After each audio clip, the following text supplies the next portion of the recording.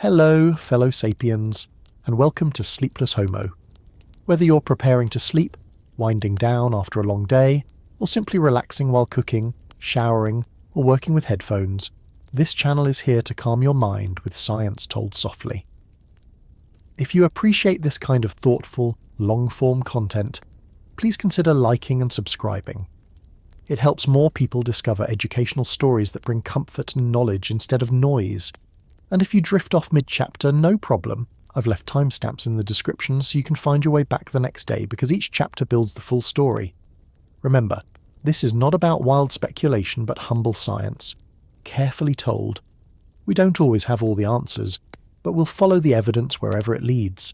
And as always, stay curious, stay calm. Tonight's story, the Younger Dryas Impact hypothesis. Did a comet end the Ice Age, or just our mammoths? Imagine the scene. Glaciers that had been retreating for millennia, rivers of meltwater coursing across continents, valleys opening to tundra and grasslands where herds of animals moved in seasonal cycles.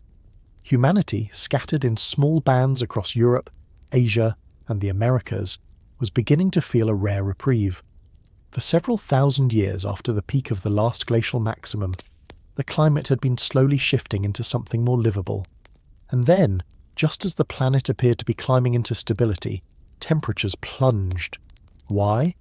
The period we call the Younger Dryas began roughly 12,900 years before the present, and it lasted until around 11,700 years before the present. It is a peculiar event in Earth's history, and it stands out because of its abruptness. The cooling began in a geological instant. Within just a few decades, perhaps even within a single human lifetime, the northern hemisphere grew colder by as much as 6 degrees Celsius. For people living through it, this would not have been an abstract curve on a graph. It meant ice advancing back into valleys they thought were free. It meant shorter summers, harsher winters, and ecological zones shifting hundreds of kilometres almost overnight. To appreciate the shock of this reversal, we need to place it against the backdrop of the last glacial maximum.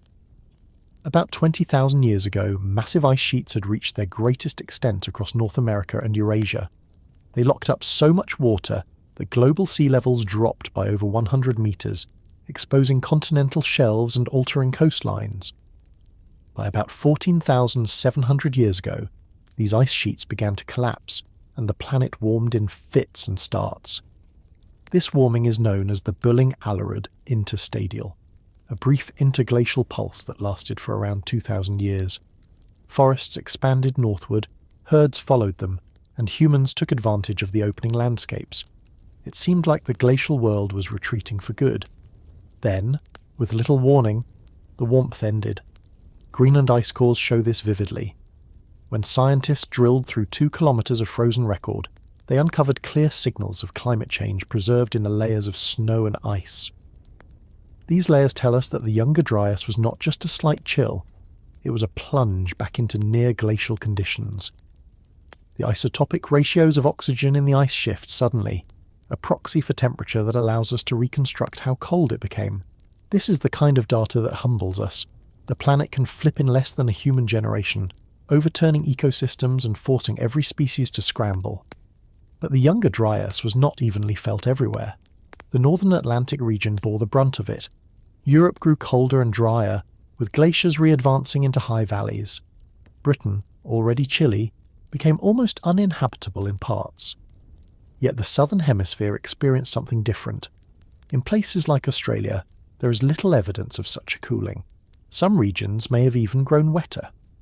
Antarctica's records tell a more complicated story, with minor shifts, but nothing as dramatic as in the north. This asymmetry hints that the cause was not a global dimming of the sun or some planetary-scale volcanic blackout, but something more local to the northern hemisphere's climate system. For those living through it, the suddenness must have been disorienting. We can imagine hunter-gatherer communities in Europe already adapting to forests where reindeer had retreated north, now watching as tundra returned almost overnight. In North America, ecosystems that had been expanding after the ice's retreat suddenly froze again, reshaping the ranges of animals and plants. Rivers swollen with glacial meltwater shifted course, new lakes appeared, and dry winds scoured landscapes once green. The Younger Dryas is sometimes described as a cold snap, but that phrase hardly conveys what a plunge of several degrees meant in real life. It was a shift so strong it delayed the end of the Ice Age by more than a millennium. When we ask what made this happen, we find ourselves at a frontier of paleoclimate science. The story is still unfinished. What we know with some certainty is that the abruptness points to a tipping point in Earth's systems, rather than a slow orbital drift. The cycles of Earth's tilt and orbit, known as Milankovitch cycles, do explain long swings between glacial and interglacial periods. But the Younger Dryas does not fit neatly into that rhythm. Instead, it looks like the planet stumbled over a threshold. Something in the North Atlantic system broke or jammed, halting the flow of warmth northward. Ice core records show not only temperature changes, but also chemical fingerprints that help us understand the atmosphere of the time. Alongside the drop in oxygen isotope values, there are spikes in dust and in certain chemical species that suggest increased winds and aridity. In lakes across Europe, sediment layers shift abruptly from warm-loving plant pollen to cold-resistant species. In marine cores from the Atlantic, the tiny shells of foraminifera, microscopic organisms that build calcium carbonate tests, show temperature swings that match the ice record. Taken together, these proxies leave little doubt.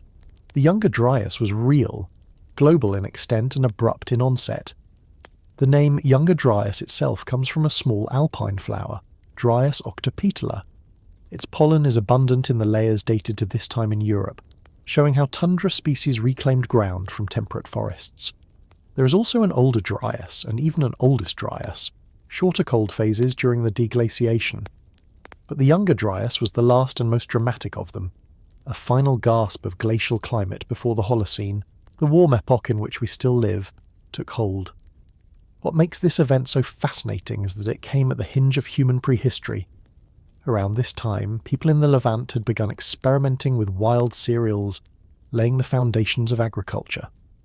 In Europe, small communities were dispersing north as forests spread. In North America, human groups were establishing themselves in landscapes still dominated by megafauna. The Younger Dryas interrupted all of this, reshuffling the ecological and cultural board. It was a cold intermission just before humanity's great shift to farming and permanent settlements. The suddenness of the onset remains one of the puzzles. Was it a matter of a few decades? Ice core data suggests so. That means children could have grown up in one climate and found their adulthood framed by another. It is hard not to wonder what oral traditions, if any, might have carried faint echoes of this experience, memories of winters deepening and summers failing. The archaeological record cannot give us those stories, but the climate data hints at them. As scientists, we must remain humble here. We can say with confidence that the Younger Dryas happened, that it was abrupt, and that it reshaped both natural and human histories. But why it began so suddenly remains open to debate. Later in this journey, we will examine the proposed causes, from freshwater floods disrupting ocean currents, to volcanic clusters, to more exotic explanations. For now, it is enough to recognise the strangeness of the event itself. The world was warming, ice sheets were in retreat, and then, as if tripped by some unseen lever, the planet tumbled back into 1,000 years of cold. And so we end this part of the story with a question that still lingers in the minds of scientists. What hidden switch in Earth's climate system was flipped 12,900 years ago, plunging the northern hemisphere back into glacial chill, just as it seemed the Ice Age was over? How do we know the Younger Dryas even happened? It is easy to talk about sudden chills and ancient winters, but without some reliable record, all of this would remain only speculation. The key to our understanding lies in ice. In Greenland, thousands of meters of compacted snowfall have built a natural archive of the planet's climate. Each year's snow carries the chemical imprint of the atmosphere, the dust and salts carried by winds, and the isotopes of water vapour that reveal the temperatures from which the snow fell. These layers stack up like the pages of an enormous book, buried deep under the weight of later snow. To read it, scientists have drilled through 2 kilometres of solid ice, extracting cores that span more than 100,000 years of Earth's climate history. When these ice cores were first analysed in the late 20th century, what emerged was startling. Instead of a smooth, gradual curve of climate change, the oxygen isotopes told a story of sharp jumps and falls. The isotope most used, oxygen-18, is slightly heavier than oxygen-16, and the ratio between them varies depending on temperature.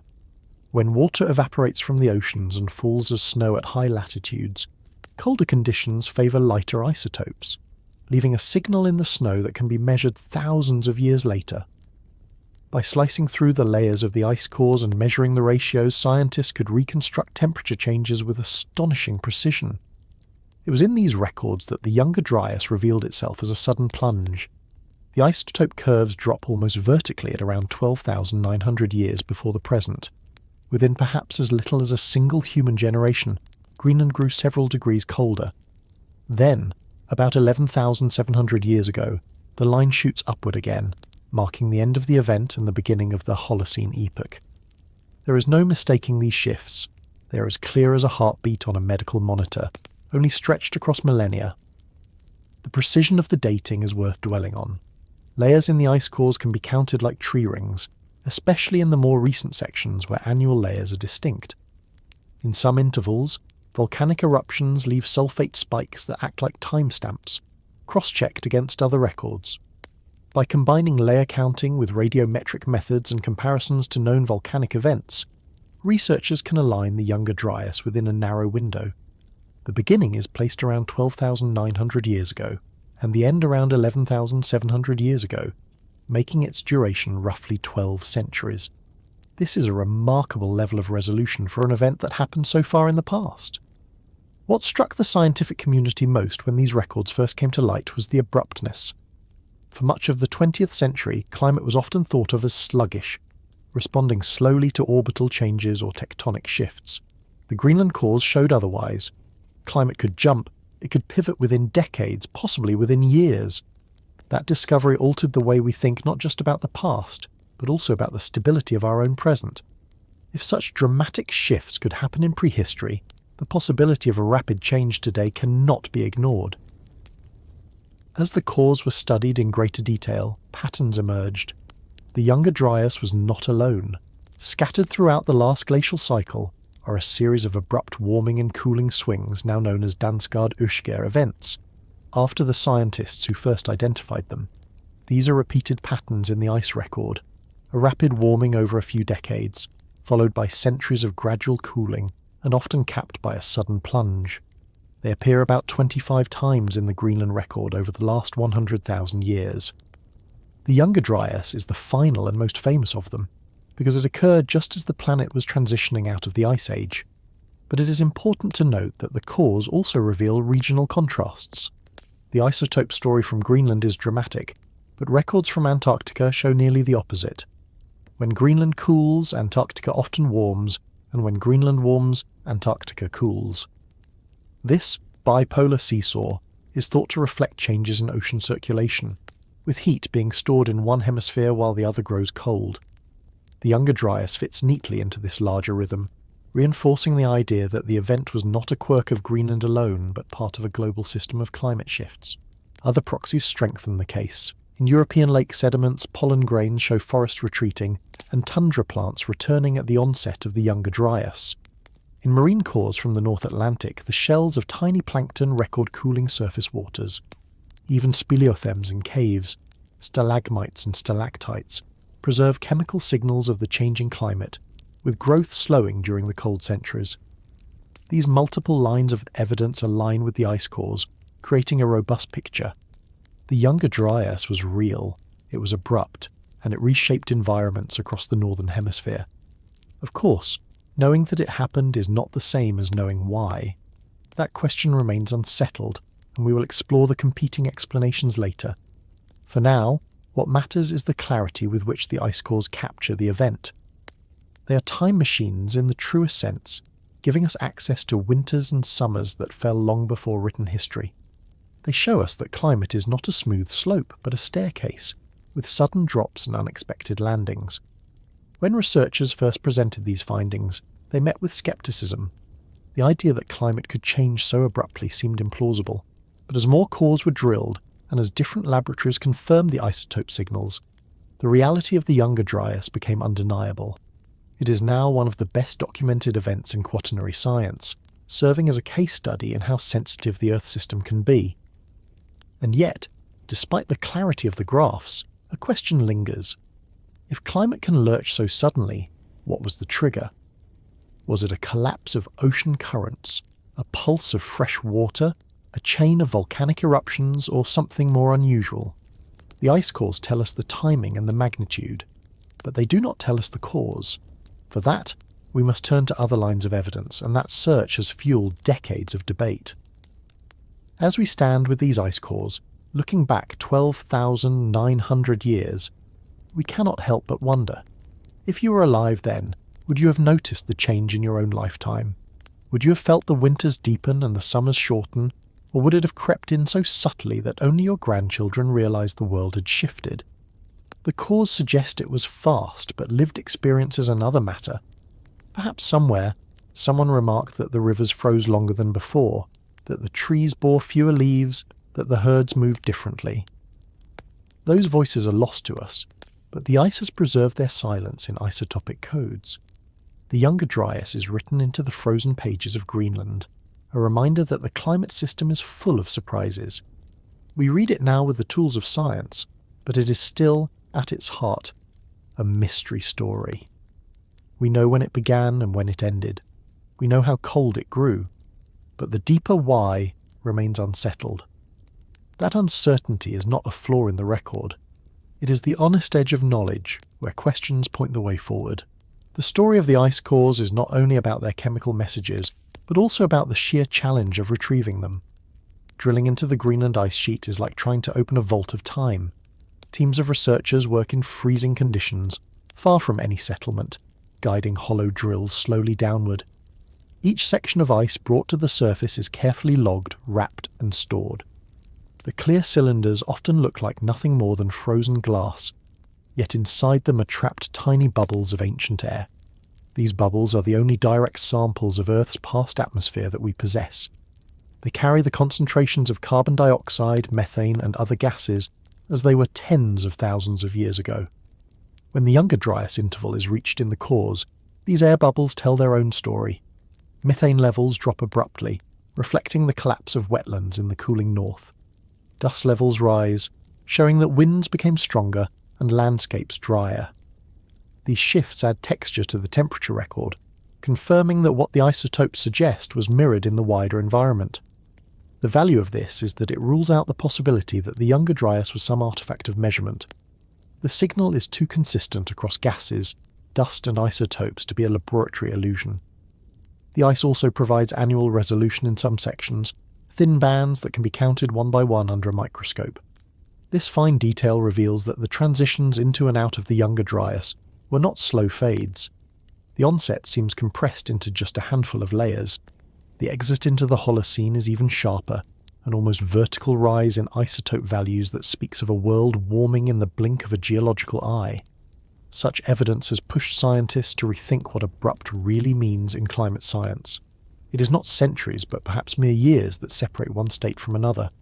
Another layer of intrigue comes from how the cores synchronize with other records. In Japanese lake sediments, in North Atlantic marine cores, in stalagmites from China and Oman, signals line up with the same timing as the Greenland plunge. These cross-checks mean the Younger Dryas is not an isolated Greenland phenomenon, but a hemisphere-wide event. The cores thus act as a central spine to which other paleoclimate records can be pinned, creating a coherent timeline that spans continents. What humbles many researchers is how these records make us rethink scale. From the human point of view, a millennium is unimaginably long.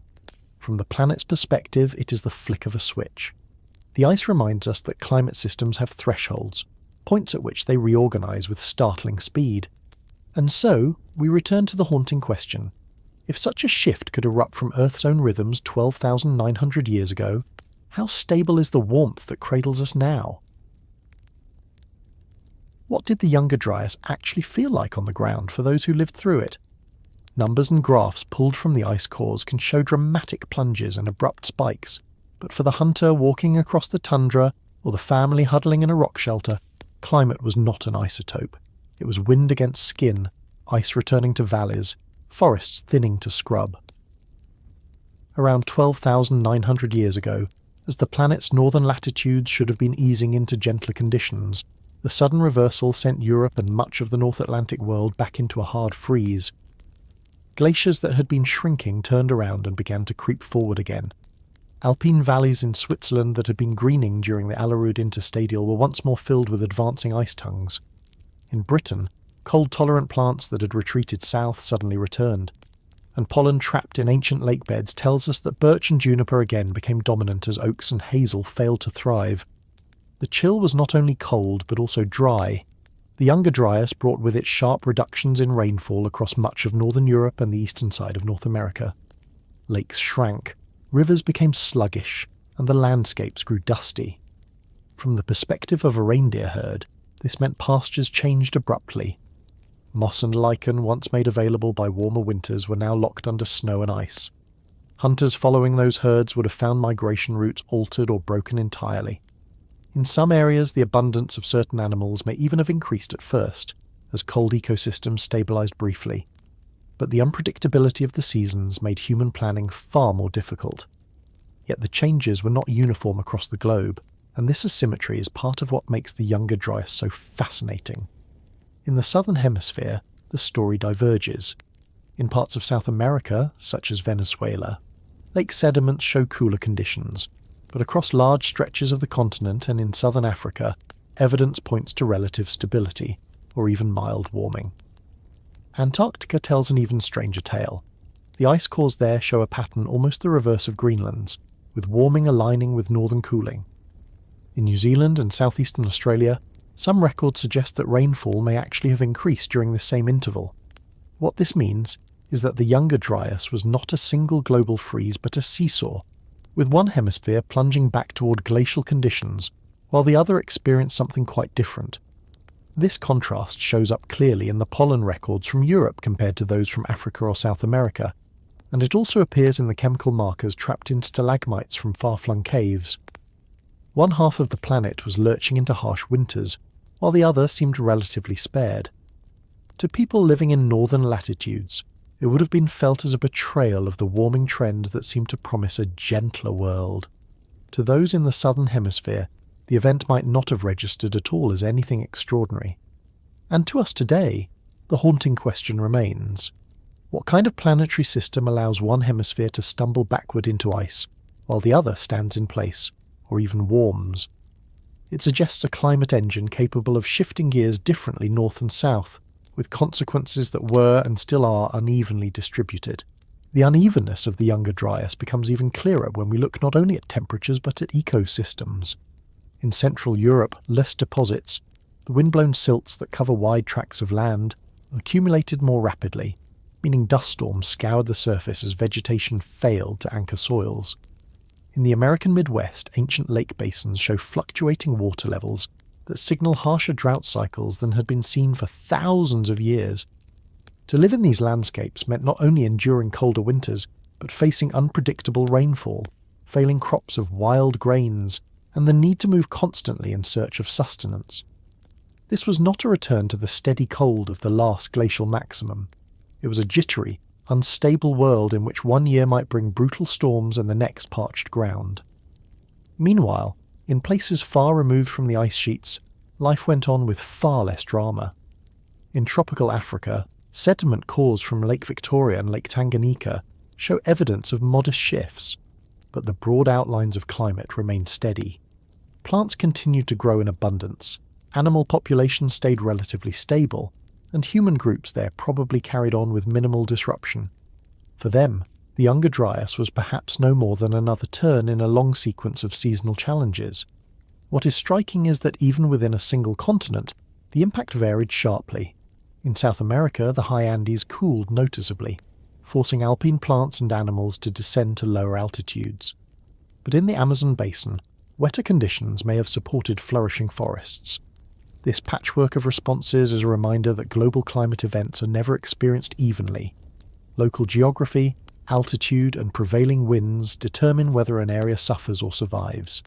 Archaeological traces give us small but telling glimpses of how people adapted to these microclimates. In northern Spain and southern France, where cave sites preserve layers of human occupation, The Younger Dryas appears as a time of shifting toolkits and food sources. Hunters relied more on cold hardy species such as reindeer, and less on red deer or boar, which retreated with the forests. In contrast, communities in the Levant were already experimenting with harvesting wild cereals, and pollen records suggest they had to cope with drying conditions by moving seasonally to follow remaining patches of fertile land. Even marine environments tell a story. Shell middens along the coastlines of Japan and Korea record changes in which mollusk species dominated. Some warm water species declined, replaced by those adapted to colder seas. For coastal people depending on shellfish, these subtle changes altered not just diet but the rhythm of daily foraging. Such evidence reminds us that the Younger Dryas was felt in oceans as well as on land, in fisheries as much as in forests. Taken together, these clues paint a portrait of a world divided. The northern hemisphere shivered, glaciers crept forward, winds scoured plains, and hunters faced landscapes that betrayed their expectations. South of the equator, many communities experienced less disruption, and in some cases, climates may even have become more favourable for growth. The asymmetry is not only scientifically intriguing, it also forces us to think about the unevenness of human history. Survival and adaptation are never global in the same way. Where one group is pressed to the brink, another continues almost unchanged. The haunting thought is this: if you had been born 12,800 years ago, the story of the Younger Dryas would have depended entirely on where you were standing. In Britain or Scandinavia, you would have watched forests vanish and ice return. In Kenya or Peru, you might have carried on, barely aware of the upheaval half a planet away. That dissonance is a reminder that climate is not a single story, but many overlapping ones, bound together by a complex Earth system. And we are still unravelling how those stories interacted. Did the southern stability soften the blow of northern chaos by serving as a reservoir of biodiversity? Or did it simply mean that history forked, with one half of the human world thrown into turmoil while the other continued undisturbed? We cannot yet say with certainty.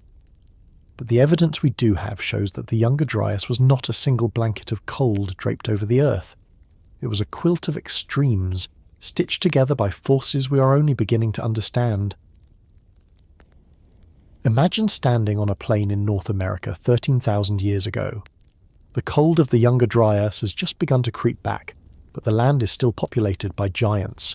Herds of woolly mammoths graze on coarse grasses, their tusks curving in sweeping arcs. Mastodons, stockier and adapted to browsing on shrubs, move through patches of woodland. Saber-toothed cats with their improbable fangs watch from the shadows, while enormous short-faced bears, heavier than any living grizzly, patrol river valleys. Horses, camels, and ground sloths, some of them the size of small elephants, are all part of this crowded stage. To us, this world sounds fantastical, as though lifted from myth, but it was real, and it was within the last heartbeat of geological time. By 13,000 years ago, such megafauna still existed on nearly every continent. In Europe, woolly rhinoceroses persisted alongside mammoths, though in declining numbers. In South America, giant ground sloths like Megatherium still lumbered across grasslands, accompanied by armoured glyptodonts with shells as heavy as a small car. In Australia, the last populations of giant kangaroos and the formidable marsupial lion had already vanished thousands of years earlier, leaving that continent's landscapes quieter. Yet the Americas, Eurasia, and scattered islands still carried the legacy of the Ice Age giants. The timing of their disappearances is one of the great puzzles of prehistory. Radiocarbon dating of bones, tusks, and dung deposits shows a pattern that is not uniform but staggered. In North America, mammoths seem to have dwindled rapidly around the window of the Younger Dryas, while horses and camels vanished completely from the continent. Mastodons disappeared somewhat earlier in certain regions, but survived in others until roughly the same period. In Eurasia, mammoths held on in isolated pockets long after the cooling began, with tiny populations persisting on Wrangel Island in Siberia until just 4,000 years ago, long after the pyramids of Egypt had been built. What this reveals is that extinction was not a single synchronized event. Some species declined before the Younger Dryas, others during it, and a few clung to existence long after. Yet when we view the broad picture, Many of the most iconic megafauna vanish from the fossil record between about 13,000 and 11,000 years ago, placing their final struggles in the same time frame as the sudden climatic reversal. That overlap has invited speculation for more than a century. Did the shock of returning cold tip already fragile species into collapse? The environmental evidence gives us clues. The onset of the Younger Dryas brought drier, colder conditions to much of the north. For grazers like mammoths, already pressed by shrinking grasslands as forests encroached during earlier warming, the sudden freeze may have reduced available food even further. For giant sloths in the Americas, the shift likely altered the composition of plants they relied on. Predator species, dependent on stable herds of a large prey, would have felt the knock-on effects of dwindling numbers. The entire fabric of ecosystems, already stretched thin by millennia of fluctuating climate, may have been torn by one last jolt. Still, it would be misleading to imagine all extinctions as simultaneous or caused by one simple trigger. In South America, some megafauna disappear slightly later than in North America, suggesting regional dynamics. In parts of Eurasia, mammoths and woolly rhinoceroses were clearly declining before the Younger Dryas even began. The pattern is messy, with local habitats and ecological niches playing decisive roles. This complexity leaves us humbled. It is tempting to tell a single sweeping story of sudden death, but the evidence insists on a mosaic of fates. What is undeniable is that by the close of the Younger Dryas, the stage of the world was dramatically emptier. The great animals that had dominated the Pleistocene for hundreds of thousands of years were gone or reduced to remnants. Landscapes that once echoed with the footfalls of giants became quieter, and ecosystems rebalanced towards smaller, more adaptable species. The loss reshaped not only the natural world, but also the lives of humans who had shared their territories with these animals. For them, the disappearance of megafauna meant the loss of both threat and resource. The haunting question lingers. Were these creatures already doomed by long-term climate instability, with the Younger Dryas only accelerating their fall? Or was this sudden cold snap the decisive blow that ended the reign of the giants?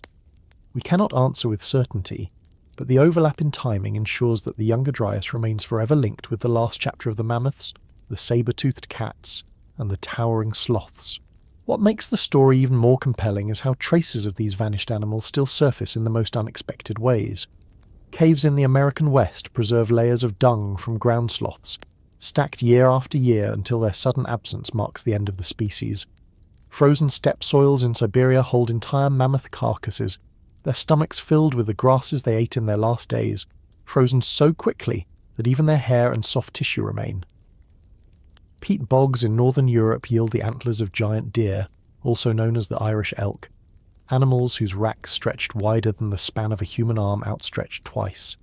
Each of these finds is a snapshot, a reminder that the Ice Age giants were not distant myths but flesh and blood creatures sharing the same landscapes as our ancestors. The timing of these disappearances also intersects with broader ecological transformations. When mammoths vanished from the steppe tundra, the landscapes they once kept open by trampling and grazing began to change. Birch and willow colonized the ground more freely, reshaping the ecosystems that followed. Without the armored glyptodonts in South America, grazing pressures on grasslands shifted, opening opportunities for smaller herbivores. Extinction was not simply subtraction. It was a restructuring of environments that rippled forward into the Holocene. Another clue to the uneven tempo of extinction comes from islands. Isolated from mainland pressures, populations sometimes lingered far beyond their continental cousins. The tiny mammoths of Wrangel Island are the best known, but similar patterns appear elsewhere. In the Channel Islands off California, pygmy mammoths survived until roughly the same period as Wrangel's herds. On Caribbean islands, giant ground sloths endured until nearly 5,000 years ago. These survivors reveal that extinction was not inevitable at a global scale all at once. Context and geography mattered profoundly. The story of the megafauna at the onset of the Younger Dryas is thus not a single obituary but a patchwork of final acts. Some animals were in decline long before the cooling began, some collapsed within its grip, and others persisted long after. To us, looking back through the narrowing keyhole of the fossil record, it is tempting to blur these stories together into one catastrophic ending. but the truth appears subtler, a cascade of endings spread across centuries and continents, bound together by the shared fate of giants in a world that no longer had room for them. And so we are left with a poignant vision, a world half in winter, half in spring, where mammoths still roamed in one valley even as they disappeared forever in another. To the humans who witnessed them, these creatures must have seemed eternal and their absence unimaginable. Yet within a few short centuries the world's great stage was emptied of its largest actors, and the curtain fell on an age of giants. If the cold winds of the Younger Dryas pressed hard on mammoths and ground sloths, they pressed just as firmly on the scattered bands of humans trying to make their lives in landscapes that shifted beneath their feet. Around 12,900 years ago, groups across the northern hemisphere had only just begun to enjoy a respite from the long chill of the last glacial maximum. In the Americas, toolmakers known to us through the fluted spearheads of the Clovis culture hunted game in vast plains that had recently thawed and sprouted with grasses.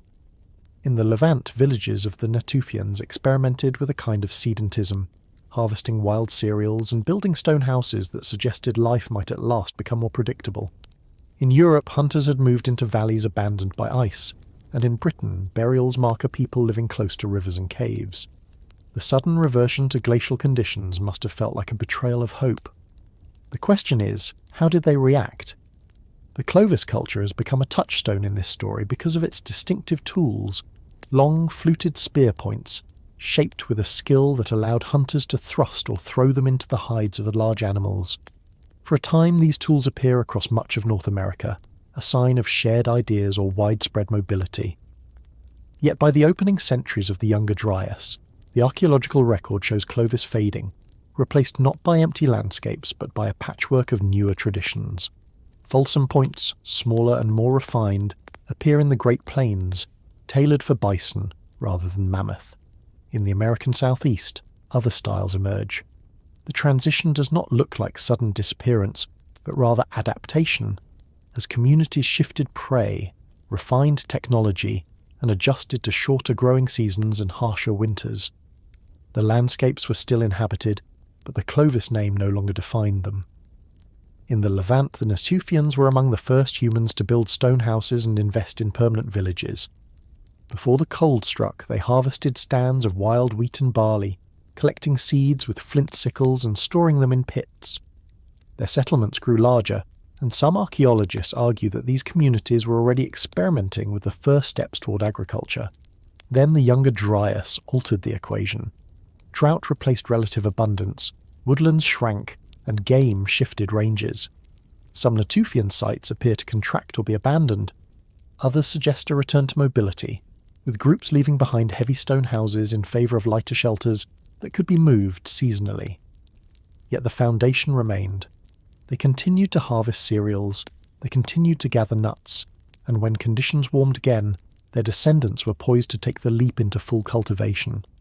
In this way, the cold snap may not have ended their trajectory, but rather forced a pause that sharpened resilience. Britain presents a mystery of a different sort. Before the Younger Dryas, burials are found with relative frequency. Graves in caves, sometimes accompanied by tools or ornaments. After the cold took hold, the record falls silent. For centuries no burials are known. And yet the land was not empty.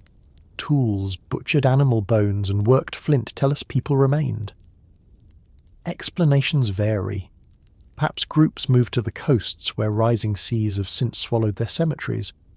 Perhaps burial practices changed, shifting to methods that leave little trace, such as exposure of bodies on the surface rather than inhumation. Perhaps the population dwindled so dramatically that few bodies were left to be found. Each possibility leaves us with an unsettling gap, a reminder that climate disruption can erase not only communities, but even the traces they leave behind. Elsewhere, the impact of the sudden cold is visible in subtler ways. In East Asia, populations may have shifted southward, adjusting to colder, drier conditions. In South America, early sites show continuity, but with signs of stress as large animals became scarcer. These stories suggest a pattern. The Younger Dryas did not erase humanity, but it did demand rapid flexibility. Communities that could pivot, altering prey, experimenting with new tools, or even uprooting themselves entirely, were the ones that endured. The larger picture is one of human tenacity.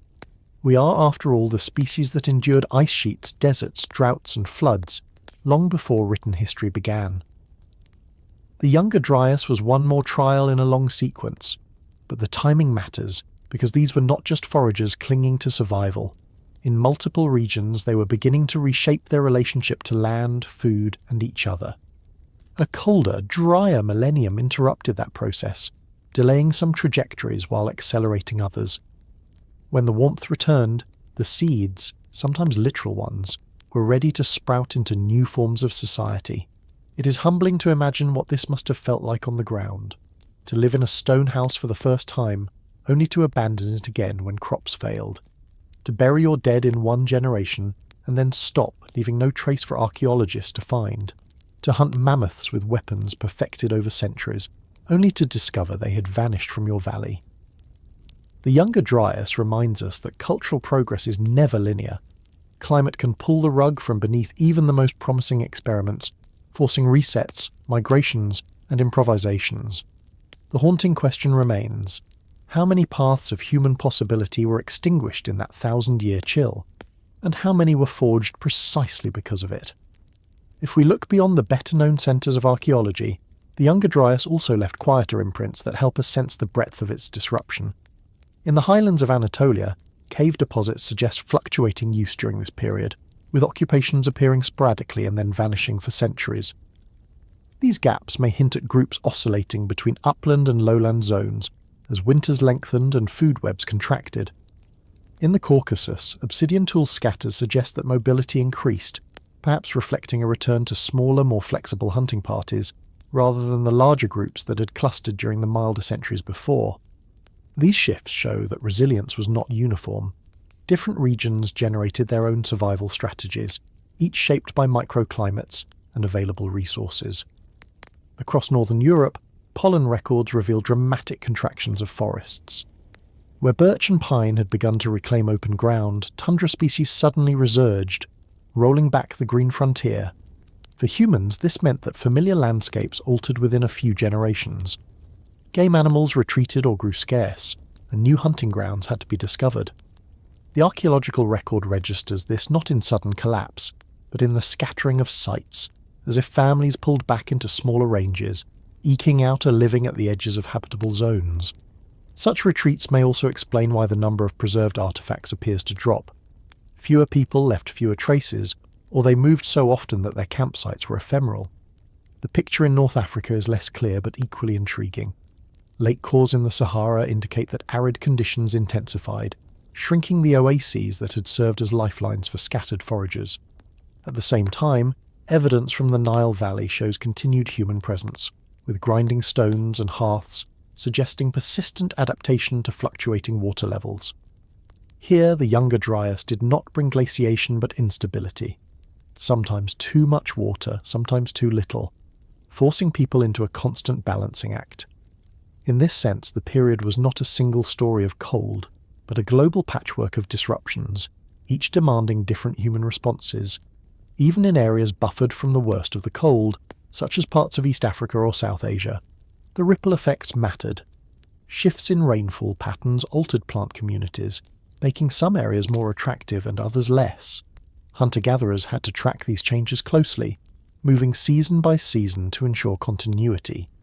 It is likely that oral traditions, honed over generations, carried memories of where to find resources when conditions worsened. In this way, knowledge itself became a survival tool, passed between elders and the young as carefully as a stone blade. Taken together, these glimpses remind us that the Younger Dryas was not just a matter of ice and graphs in Greenland. It was a lived reality that fractured into countless local stories. Families abandoning stone houses, children growing up in harsher winters, elders recalibrating knowledge of where to hunt or gather. Some stories we can trace in stone tools or pollen grains. Most are lost, and yet the survival of our species through this 1,000-year detour tells us they found ways forward, even when the climate itself seemed intent on erasing the ground beneath their feet. When scientists first tried to explain the abrupt cooling of the Younger Dryas, they did not look to the sky but to the oceans. The Earth's climate system is not only about sunlight and atmosphere, but also about water constantly moving across the globe. Heat is carried not only by winds but by deep currents, and in the North Atlantic this process is particularly powerful. Warm surface water flows north from the tropics, releases its heat to the air, and then sinks as it cools and mixes with saltier water. This sinking drives a global conveyor belt, the Atlantic Meridional Overturning Circulation, or AMOC. It is not just a current, but the backbone of heat distribution across hemispheres. Without it, winters in Europe would be far harsher, monsoon systems would shift, and the tropics themselves would change. In short, the conveyor is one of the quiet but essential gears of the climate machine. Around 12,900 years ago, something appears to have interrupted that gear. The leading suspect is not mysterious at all: meltwater. At the close of the last glacial maximum, as ice sheets retreated across North America, they did not simply melt in place. They released torrents of water that pooled into vast proglacial lakes. Among them was Lake Agassiz, a body of water so large it dwarfed modern Great Lakes combined. As long as the ice sheets dammed it, Agassiz was contained. But ice dams are fragile. When they break, they release floods that can transform entire continents in weeks. Geologists studying old shorelines and sediment fans have long debated whether, at the onset of the Younger Dryas, Lake Agassiz spilled catastrophically into the North Atlantic. Two possible escape routes have been proposed. One leads through the Mackenzie River Valley, northward into the Arctic Ocean. If water surged this way, it would have poured across a landscape that today lies in Canada's Northwest Territories, racing through tundra channels into the Arctic seas. Another path lies eastward, through the St. Lawrence River and directly into the North Atlantic. Either way, the result would have been the same: an enormous pulse of fresh water entering saltwater circulation. Fresh water is less dense than salty water, and if too much floods into the system at once, it prevents surface waters from sinking. That is the key to the conveyor belt. No sinking, no pull, no circulation. The ocean's great pump grinds to a halt. Sediment cores from the North Atlantic provide some backing for this theory. Layers dating to the Younger Dryas show shifts in the tiny shells of foraminifera, microfossils whose chemical makeup reflects ocean temperatures and salinity. Some layers suggest surface waters freshened abruptly. Pollen records on land match this with sudden cooling in Europe. Together, these hints make a compelling case. The conveyor belt stopped, and the North Atlantic descended into a millennium of cold. Yet even here, as in so much of climate history, the details are not straightforward. If the water went north through the Mackenzie route, its effects would have been strongest in the Arctic Ocean. Models show that this could still disturb circulation, but the signal would be indirect. If instead the St. Lawrence route carried the flood, the interruption would have struck the North Atlantic directly.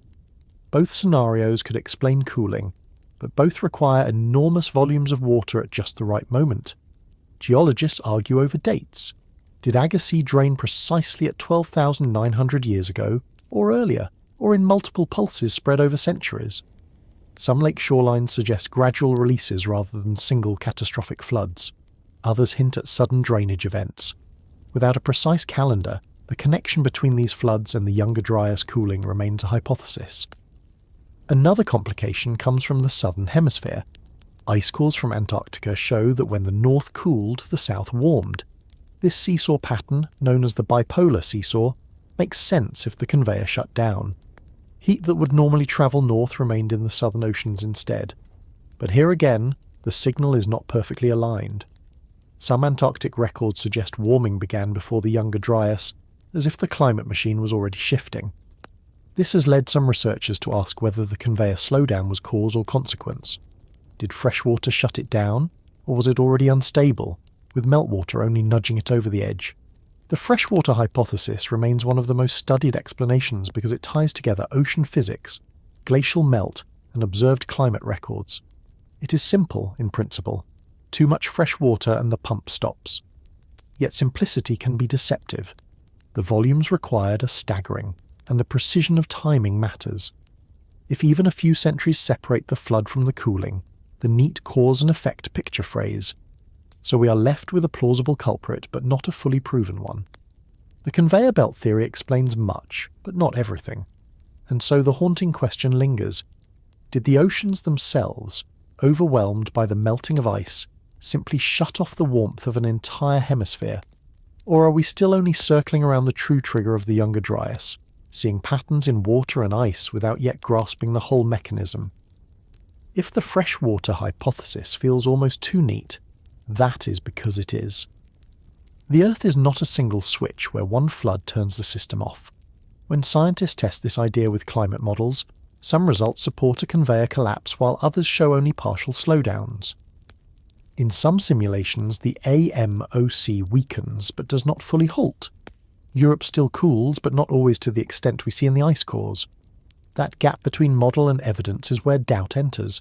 It reminds us that while meltwater is a powerful agent, the real climate machine has far more moving parts than our computer screens can easily capture. Another thread of evidence comes from the land downstream of those great ice-dammed lakes. In the Mackenzie Basin, geologists have mapped massive scours and spillways, giant features carved by torrents no ordinary river could produce.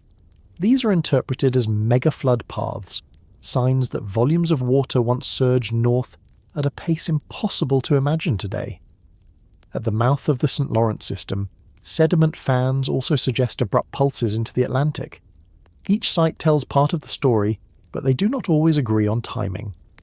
Was it a single cataclysm or a stuttering sequence of smaller releases? That matters, because the Younger Dryas cooling was sharp, not gradual. One of the more intriguing puzzles is that the Younger Dryas was not the only cold snap during deglaciation. Similar events earlier in the last ice age also show fingerprints of freshwater disruption.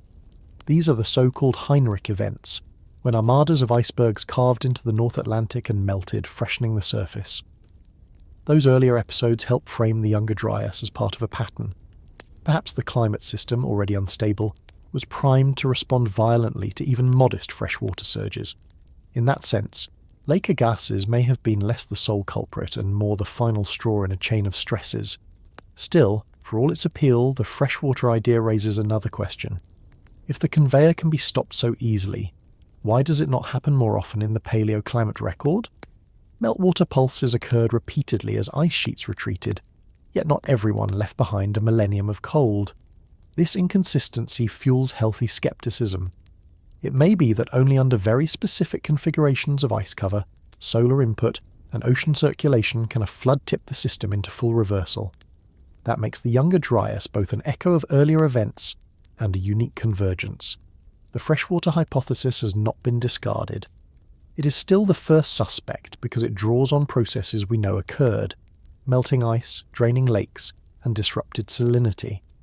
But even its strongest proponents admit it may not explain the entire picture. Other suspects, volcanoes, solar shifts, or even impacts, still wait in the wings. And so the narrative of the Younger Dryas remains unsettled. Did water alone undo the warmth of an entire hemisphere, or was the ocean conveyor just one gear in a larger, messier machine of abrupt climate change? That question, like the conveyor itself, continues to circulate without ever quite sinking. When people think about sudden cold spells in history, the finger often points skyward, not to comets, but to volcanoes. We know from more recent times that a single eruption can veil the planet in haze and drop global temperatures for a year or more. The eruption of Tambora in the year 1815, for instance, gave Europe and North America the infamous year without a summer. Crops failed, famine spread, and frost struck in June. That was a temporary hiccup compared to the Younger Dryas, but it shows how profoundly Earth's own voice can echo through the climate. So it is reasonable to ask whether the abrupt cooling that began around 12,900 years ago might have been triggered, at least in part, by a spasm of volcanism. One eruption in particular often stands at the centre of this debate: the Lecher See eruption in what is now Germany. This was not a minor venting, but one of the largest volcanic events of the late Pleistocene. Around 13,000 years ago, give or take a handful of decades, it blasted a column of ashen gas into the stratosphere and reshaped the Rhineland with a new caldera lake. Tephra from this eruption is found across Central and Northern Europe, a silent marker that archaeologists and geologists use to date sites with precision. The Lecher See eruption injected vast amounts of sulfur into the atmosphere, Sulfate aerosols scatter sunlight, cool the surface, and can linger long enough to affect seasonal cycles. Some researchers suggest this eruption alone might have delivered the first shove toward Younger Dryas conditions. But the timing is delicate. When ice cores from Greenland and Antarctica are examined, several sulfur peaks appear in the centuries bracketing the Younger Dryas onset. A recent reconstruction identified not just one eruption, but a cluster of at least 4 major volcanic events between 12,900 and 12,870 years before the present. These were not isolated puffs, but a concentrated episode of planetary restlessness. In that narrow window of just over a century, Earth seems to have been unusually active. Beyond Europe, other volcanoes were awakening. In what is now Japan, Sakurajima produced an eruption around the very cusp of the Younger Dryas. The deposits suggest it was among the most powerful in the history of that famously active island arc. In Iceland, the Katla system shows evidence of activity close to the same horizon, sending basaltic ash into the North Atlantic winds. In the Americas, the Andes contributed eruptions that may have added their own veil of aerosols to the skies. Even Antarctica has deposits that point to volcanic episodes in that same period. Taken together, these scattered sites suggest not one solitary eruption, but a global pattern of frequent activity just before and during the onset of the cold reversal. The climate mechanism is straightforward in theory. Volcanic aerosols lofted high into the stratosphere block incoming sunlight. The effect is strongest in the first 1 to 3 years, but with several eruptions close together, the cooling can persist or compound. The aerosols also alter atmospheric circulation, shifting wind belts and changing rainfall. When the North Atlantic is already sensitive, such perturbations could be enough to trigger or amplify a collapse in ocean overturning. In other words, volcanoes do not have to explain the Younger Dryas alone. They could have primed the system, nudging the conveyor to falter, with other processes sustaining the chill. Ice core data help build this picture. Sulfate spikes preserved in Greenland show multiple volcanic signals within the critical centuries. The cumulative sulfur load for this interval is higher than anything seen in the last 2 millennia of recorded history. That is remarkable, because even clusters like those that preceded the Little Ice Age did not rival this intensity. If sulfate burdens of that magnitude were real, the atmosphere may have been repeatedly dimmed, summer after summer, creating a climate primed for abrupt transition. Of course, the question remains whether such eruptions can explain not just a few cool decades, but a millennium-long return to glacial conditions. Here the evidence is less clear. Volcanic forcing alone typically fades within a decade. To stretch cooling across more than 1,000 years, volcanoes must have triggered feedbacks, perhaps disrupting the Atlantic circulation in tandem with meltwater pulses. In this view, volcanism was the spark, not the sustaining fire. The skeptics caution that volcanic signatures can be difficult to date precisely. Tephra layers in sediments sometimes shift, and sulfate spikes in ice cores may overlap with other signals. Without exact synchrony, it is challenging to say whether the eruptions coincided precisely with the start of the Younger Dryas, or merely occurred nearby in time. Yet even cautious voices admit the coincidence is striking. A cluster of large eruptions in the decades before, the cooling is not something we can easily dismiss, so we are left with a plausible second suspect. Volcanoes certainly darkened skies in those centuries, and their fingerprints remain in ice and ash. Did they tip the climate into chaos, or were they just one voice in a chorus of disruptions? Perhaps the Younger Dryas was not born of a single cause, but of Earth's internal restlessness, combining with fragile oceans and retreating ice. If so, the haunting question lingers. Did the ground beneath our feet, coughing sulfur into the sky, quietly script the coldest chapter of our species' early memory?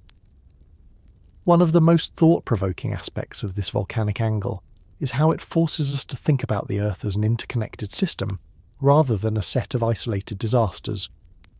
When we picture a major eruption, we often imagine a single violent day that reshapes the landscape. But volcanism can unfold in sequences, swarms of medium-sized eruptions that do not make global headlines but, strung together, leave a long shadow on climate.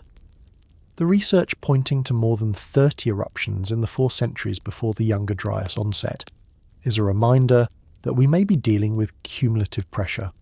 A single Tambora-sized blast is catastrophic in its own right, but 3 or 4 such events within a century is something qualitatively different. It builds an atmosphere that never fully clears, a constant haze that might shave down growing seasons year after year. The archaeological record hints at this sort of environmental stress. In parts of Europe, pollen studies show woodlands retracting, replaced by more open grasslands in the generations after the Lacca Sea eruption. Whether this shift was entirely volcanic or mixed with cooling from other causes is debated, but the point remains that ecosystems were already under duress. Small swings in sunlight and rainfall could have amplified the strain. For people and animals living through it, the experience may have been one of summers that seemed shorter and winters that seemed just a little harsher, stacking unease onto unease until entire lifeways were reconfigured. Another clue comes from the chemistry of ice. Volcanic sulfate does not only cool the planet, it also interacts with ozone. Some modelling studies suggest that repeated eruptions could have thinned ozone layers in high latitudes, changing not just temperature but ultraviolet exposure. This is speculative, but if true, it would add another dimension to how volcanism might have stressed life during the Younger Dryas. It reminds us that eruptions are not merely local spectacles, they ripple upward into atmospheric chemistry in ways still being pieced together. Skeptics often counter that the precise dating of these eruptions remains fuzzy. Tephra shards in sediment cores are tiny and often reworked by rivers or winds. Ice cores tell us there were multiple sulfate spikes, but pinning them to exact volcanoes is like matching puzzle pieces with frayed edges. Still, the very presence of so many spikes within such a narrow window is compelling. Even if we cannot yet assign every eruption a name, the atmosphere itself records their presence. So when we ask whether the Earth coughed up the cold, perhaps the more accurate framing is that the planet was already breathing uneasily.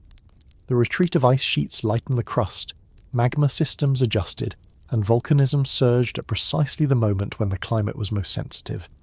Did this chain reaction simply nudge a fragile system into a new equilibrium? Or did it slam the door on warming that might otherwise have carried us smoothly into the Holocene? That remains the open question, and it is one worth holding in mind as we follow the next suspects in this ongoing investigation of deep time. At a certain point in this story, the gaze of science shifted upward.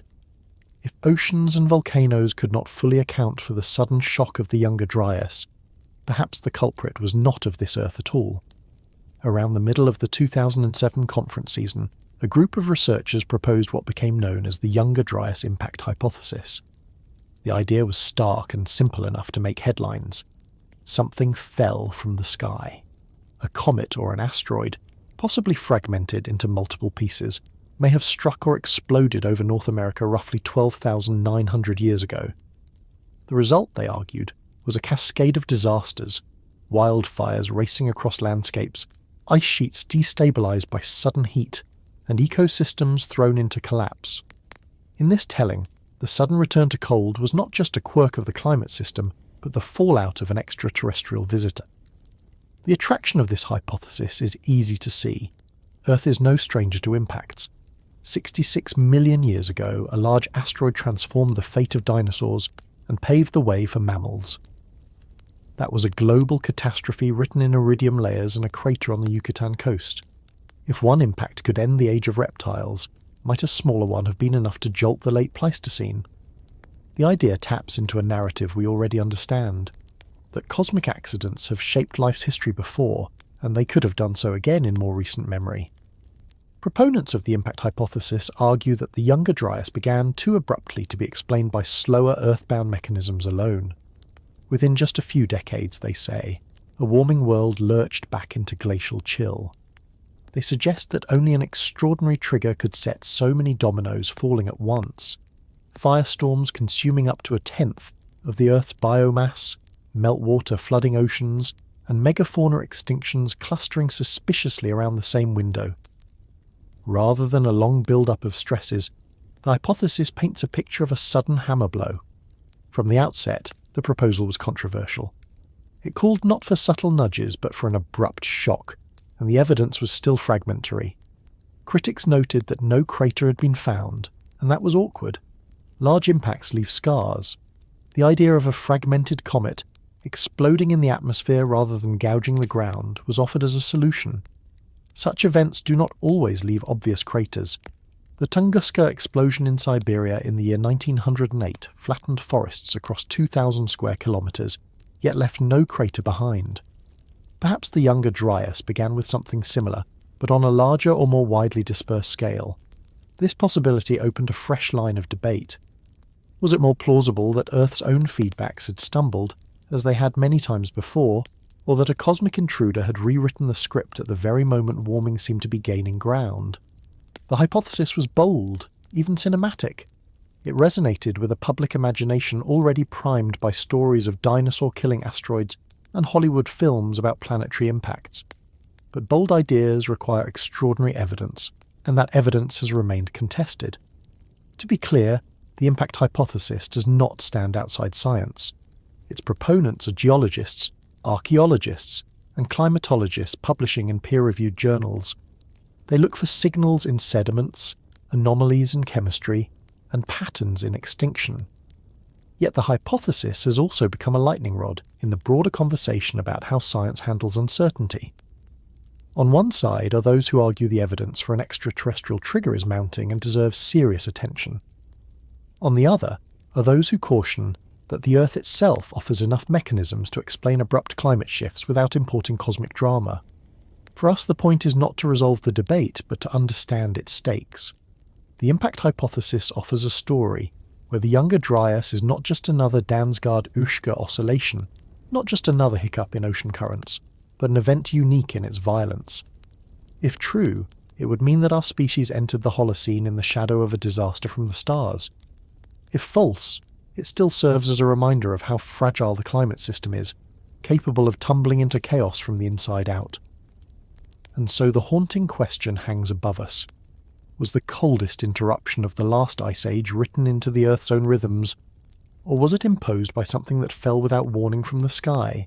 If we let the thought experiment run further, it becomes clear why the impact hypothesis continues to attract attention, even when much of the scientific community remains cautious. There is something profoundly unsettling about the notion that, just as ice sheets were retreating and ecosystems were beginning to reorganize, a cosmic accident might have reset the trajectory.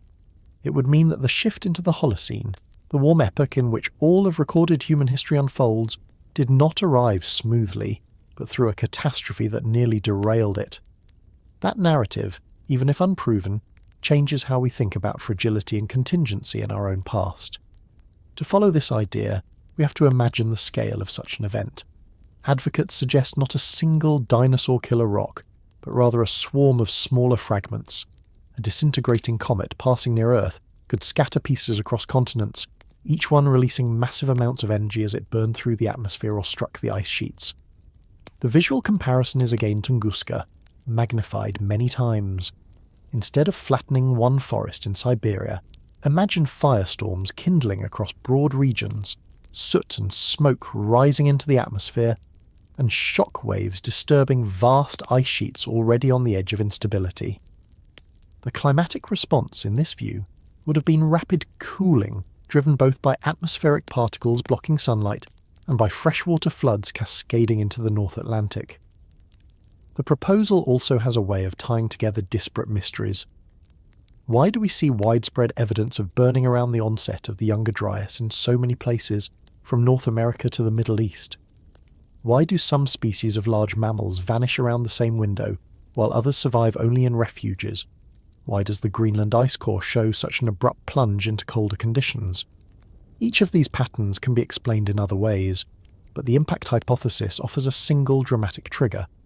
That coherence makes it attractive to some researchers, even when the details remain unresolved.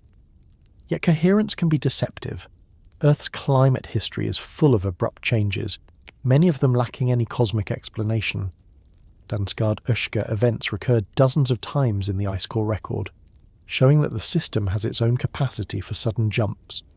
Megafauna extinctions, too, unfold at different times in different regions, hinting at a complex interplay of hunting, habitat change, and stress. Fires can be sparked by lightning, drought, or human activity without requiring a comet. To argue that an impact caused all of these at once risks compressing a tangled history into one clean storyline. And history, as we know, rarely obeys clean storylines. Another reason the impact idea lingers is psychological. Humans are primed to fear what comes from the sky. Ancient myths are filled with tales of fire from above, of stars falling, of celestial punishment. Modern culture, from disaster films to doomsday predictions, continues this theme. When scientists propose that such a thing really might have shaped the lives of our late Pleistocene ancestors, it resonates on a level deeper than data alone. That resonance is not evidence, but it explains why the idea has travelled so widely beyond specialist journals into popular imagination. For a moment, it is worth considering the counterfactual. Suppose the impact hypothesis is wrong. Suppose the Younger Dryas was simply another episode of Earth's chaotic system flipping between states. That would make our planet no less extraordinary. It would remind us that abrupt climate shifts can arise from within, without any cosmic trigger, and that they can arrive with little warning. In some ways, that lesson is even more relevant to the present.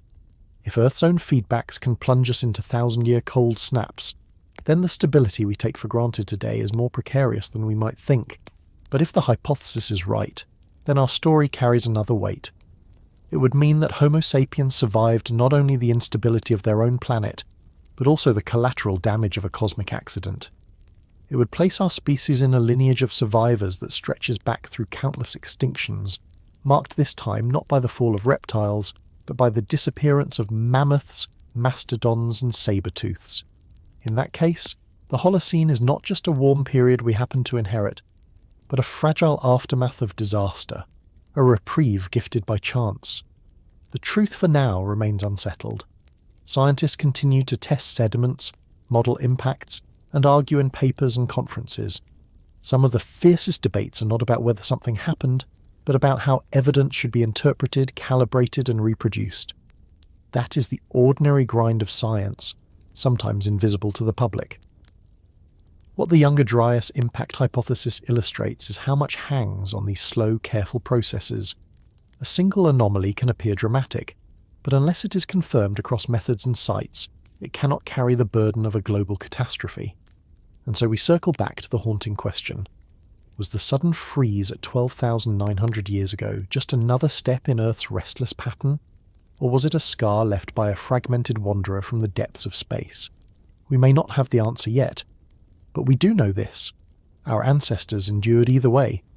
Whether the sky betrayed them or the oceans did, they adapted, they survived, and they passed the story forward, even if they never knew the script themselves. Archaeologists often stumble on patterns without knowing at first why they matter. In the late 20th century, teams working across the American West began to notice a recurring curiosity in their trenches. Beneath the topsoil, below layers of sand and loess, there appeared dark streaks of earth unlike anything around them. These bands were rich in organic matter, sometimes almost black against the pale sediments. They often marked marshy conditions or buried soils, and so they became known, informally at first, as black mats. What startled researchers as they catalogued these finds was how consistently they seemed to appear around a particular age, roughly 12,900 years ago. That was the very threshold of the Younger Dryas, the sudden return to Ice Age cold. At first, black mats were treated as markers of local environmental change. A marsh might have expanded, a groundwater table might have risen, or a river might have shifted course, leaving behind layers of silt and peat. Yet as radiocarbon dating improved, it became harder to ignore the temporal alignment. Sites hundreds of kilometers apart, from Arizona to Montana to the Dakotas, yielded black mats dated to the same moment. The coincidence called for explanation. Was it a regional quirk of hydrology, or was it evidence of something larger, perhaps even global in scale? One striking feature of these layers is their association with abrupt shifts in the record of animals. At the Murray Springs site in Arizona, a black mat lies directly above a bed littered with the bones of mammoths and other Pleistocene beasts. It is as if the dark soil sealed the end of an era, a geological bookend closing the chapter on megafauna in that region. Similar juxtapositions appear elsewhere, with bones of now extinct animals lying beneath, and the organic rich mat overlying them like a funerary shroud. Archaeologists, careful by nature, hesitate to declare cause and effect from such associations. but the pattern is haunting. Another characteristic is chemical. Studies of these mats show elevated levels of soot and charcoal, indicators of widespread burning. In some cores, the concentration of microscopic charcoal particles rises sharply at this boundary, suggesting that fires consumed large stretches of biomass. These were not ordinary campfires or even local wildfires. The scale implied by the data points to regional, even continental blazes. The skies would have darkened with smoke. Vegetation would have withered. For the animals and people who lived through it, the experience may have been terrifying, a world suddenly aflame. Still, we must be careful. Charcoal in sediments is not unusual. It can accumulate from many small fires over long periods. The challenge is proving synchronicity, that so many black mats really did form at the same time, not just within centuries of one another. Some researchers argue the calibration of radiocarbon dates is not precise enough to tie them all to 12,900 years ago. Others counter that the clustering is too tight to be coincidence. The debate continues, with each new site adding data but also complexity. Another clue comes from the types of plants preserved in these layers. Pollen analysis shows abrupt changes in vegetation at the same horizons. Grasses and sagebrush often replace woodlands, implying a drier, colder landscape. In that sense, the black mats are not only ashes but also records of ecological transition. They capture a moment when ecosystems were overturned, when forests shrank, wetlands spread, and familiar plant communities vanished. To the animals and humans depending on them, this would have meant sudden shifts in food and habitat, adding stress to populations already adapting to climate volatility.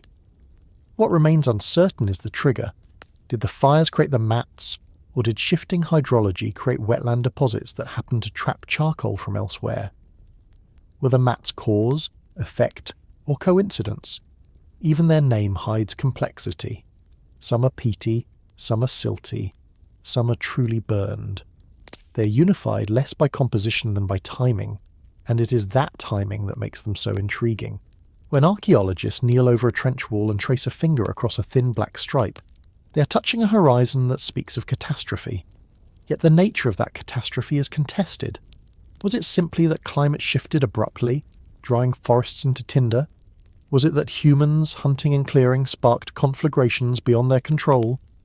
Or was there some extraordinary event that ignited half a continent at once? These questions keep the black mats in scientific conversation decades after their discovery. Perhaps the most sobering thought is how thin these layers are. Sometimes only a few centimetres, sometimes no more than a stain, they represent upheavals that transformed landscapes and lives. In them lies evidence of burning, extinction, and survival. They remind us how fragile the record is, how easily a 1,000-year story can be compressed into a smudge of dark soil. The mats endure as puzzle pieces, waiting to be fit into the larger mosaic of the Younger Dryas. For now, they whisper rather than proclaim, hinting at fire and loss, daring us to ask whether Earth itself or something beyond it struck the match. Some of the most compelling discussions about these enigmatic horizons come from comparing sites far beyond the North American plains. Researchers working in South America, the Middle East, and even parts of Europe have described similar layers that appear at the cusp of the Younger Dryas. While not identical in character, they often share that darkened, carbon-rich profile that suggests fire or rapid ecological turnover. This wider distribution raises the possibility that what archaeologists first labelled black mats in Arizona might not be an isolated regional signature, but part of a much broader global pattern. At Arlington Canyon on California's Channel Islands, for example, the soil profiles reveal an abrupt shift toward darker organic-rich sediments that coincide with faunal losses in the region. Farther afield, cores from Chile and Venezuela show charcoal peaks at the same approximate age. The implication is that fire was not just a local disturbance, but one that touched multiple continents. Of course, linking these layers precisely in time remains difficult. Radiocarbon dating is powerful but imperfect, and the calibration curves required to translate dates into calendar years add uncertainty.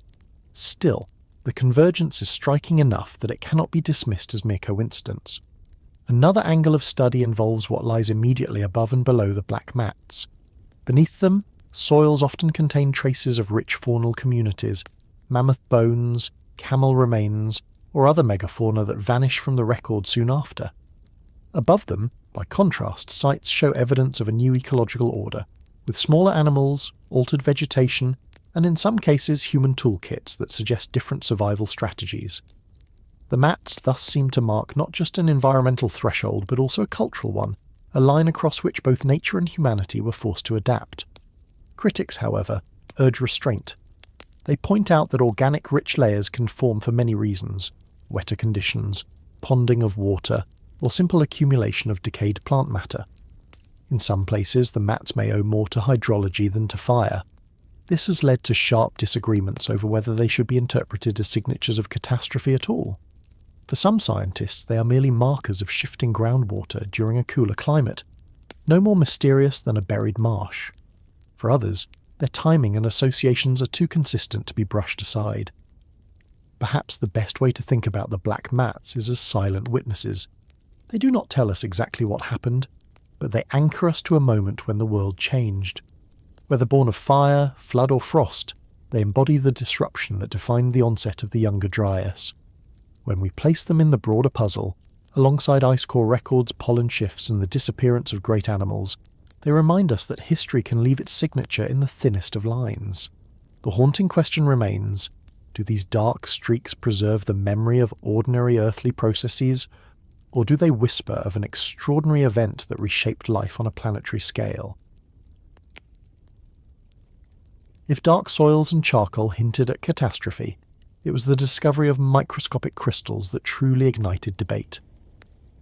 Beginning in the early 2000s, teams analysing sediments from around 12,900 years ago started reporting the presence of exotic materials: grains of glassy melt, spheres of fused minerals, and even carbon structures so small they qualified as nanodiamonds. To the trained eye, these were not ordinary products of fire or erosion. They appeared to be formed under conditions of extreme pressure and temperature, the sort of forces that nature does not casually produce on Earth's surface. The suggestion was clear, though controversial. Perhaps something had fallen from the sky.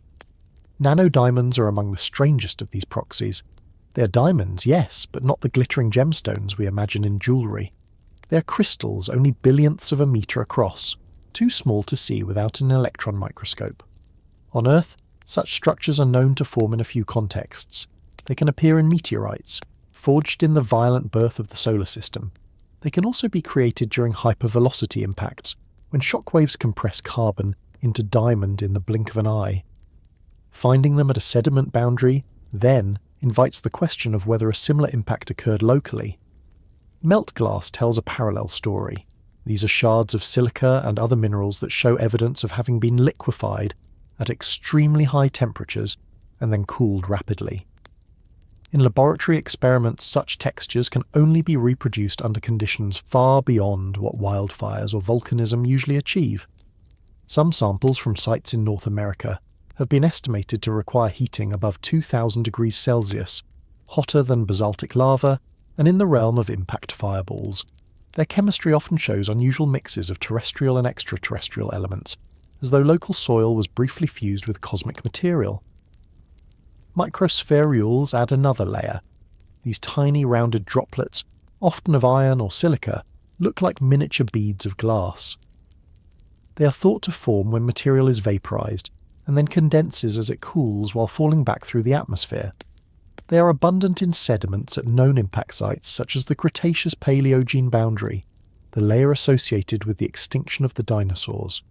When similar spherules were reported in Younger Dryas boundary layers, it sparked immediate comparisons. Could this be a smaller cousin of the catastrophe that ended the reign of reptiles? Yet as with so much in this story, the interpretation is contested. Critics point out that nanodiamonds are extremely difficult to identify reliably, and not all laboratories have replicated the findings. Some of the reported structures may be other carbon phases misclassified.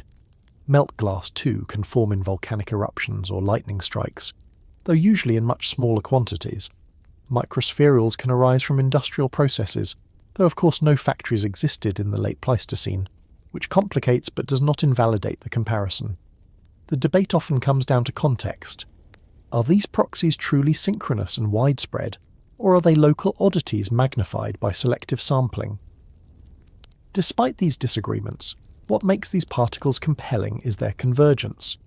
At dozens of sites, from Pennsylvania to Syria, investigators have reported some combination of nanodiamonds, melt glass, or spherules at horizons dating to the Younger Dryas onset. Each type alone might be ambiguous. Together they paint a picture, at least to some scientists, of an event involving intense heat, shock, and airborne debris. The scale of that event remains uncertain. Was it a swarm of cometary fragments raining down, a single large airburst, or perhaps a rare earthly phenomenon still poorly understood?